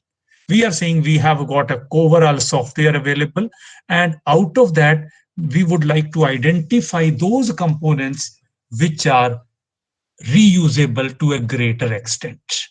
The CBSD, component-based software development, is another sub-area in software engineering where a lot of extensive approaches are being used. From Java language viewpoint, primarily a component versus a normal module, they have to be differentiated by the requires interfaces versus provides interfaces. For a traditional component, these two must be defined, and how good or badly they are defined will make those components to be usable or reusable. Again, out of a repository, if I try to find all permutations, combinations, it becomes a combinatorial problem, huge search space, soft computing, genetic algorithms, PSO, and other heuristic algorithms can also be used. Going for machine learning, giving them some kind of a classification or some kind of a regression analysis. Accordingly, if I have got a good repositories available, which for component, luckily, many of them are available, but if I can just give them their output some kind of indicators, some kind of a values, and then I try to classify or do regression analysis. That can be another way of applying ML in this direction. Just coming to the final discussions, keeping in view of we have the time also to wind up. I would like to just conclude that the future is really going to see exceptionally intelligent machines, and the software will be very, very complex. The number of lines might be not that big, but complexity of the software will be really high because a lot of IoTs, a lot of data intensive, and a lot of search space feature oriented data will be existing. Machine learning is going to play a bigger role in this direction. And effectively, if you just apply a black box and data-based machine learning models, success will be limited. If you try to integrate the clustering and optimization along with this, you can have better results. But proper domain knowledge and identifying which of these techniques is more applicable, which will be more suitable, that will come only when you go into the deep of those parameters, features, problem representation, clarity of understanding of their internal working, technical contents to be extracted out of the software, characteristics and metrics to be measured of your own as per your problem requirement, and then applying some ML, some neural network, some CNN, some deep learning, or some other supervised, semi-supervised, or reinforcement learning. If you integrate reinforcement with these domain knowledge and suitability, excellent results can be obtained. Thank you very much for the patient hearing. I'm sure some of you might have got something in this. Your queries are most welcome. Thank you, sir. Thank you very much. Let me address the queries if there are Yes, any. sir. Yes. Any queries, please ask.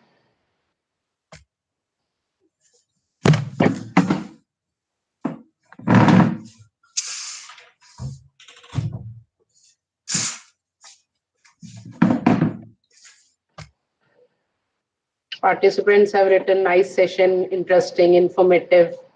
They're thanking you, sir. Thank you very much. I don't know, Vince, if they have any queries or if they could understand something out of that, because relatively it was not that highly research intensive, nor it was at the bilkul superficial level. I tried to keep it at a middle level so that those who have strong background, they get some hints to do something, and those who have little background, those who are starting in this direction, they get certain areas where they can explore it. Yes, sir. So participants are thanking you, sir. Thank you. Thanks a lot. So, yes, any query you may ask.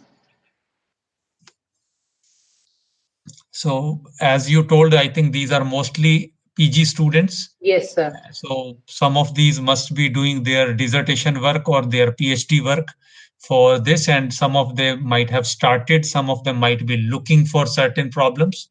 Yes, and sir. If they are looking for a problem in the direction of software engineering, I have shared enough problems. Yes, if they are trying to use similar concepts in some other area of CSC, etc., still I'm sure some of these knowledge or some of these discussions could be useful to them, and they could apply this in the other areas as well.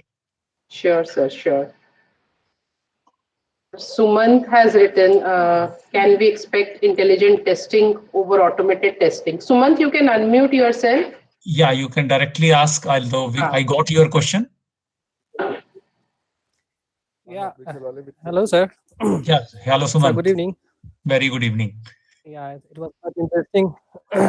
Sir, I would like to know, since we are in the era of automated testing, so can we expect some kind of intelligent software testing that would really help? Very good. Very well said. Intuitively, what I feel is for softwares which are not so complex or not so tricky, if there are some traditional conventional working softwares, we can expect intelligent testing coming there.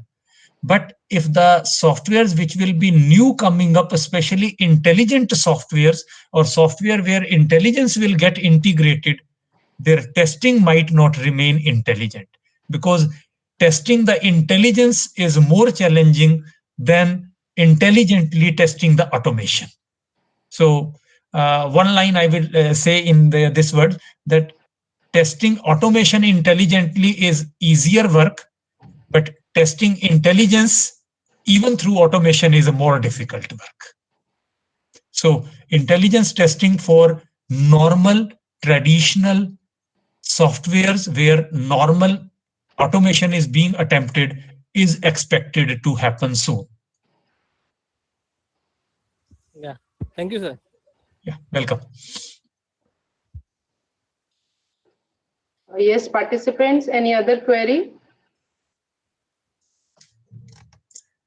So luckily we had no power interruption also and no connection lost also. That Yes, was the yes. best part. Otherwise, we can't expect 1.5 hours to go uninterrupted normally.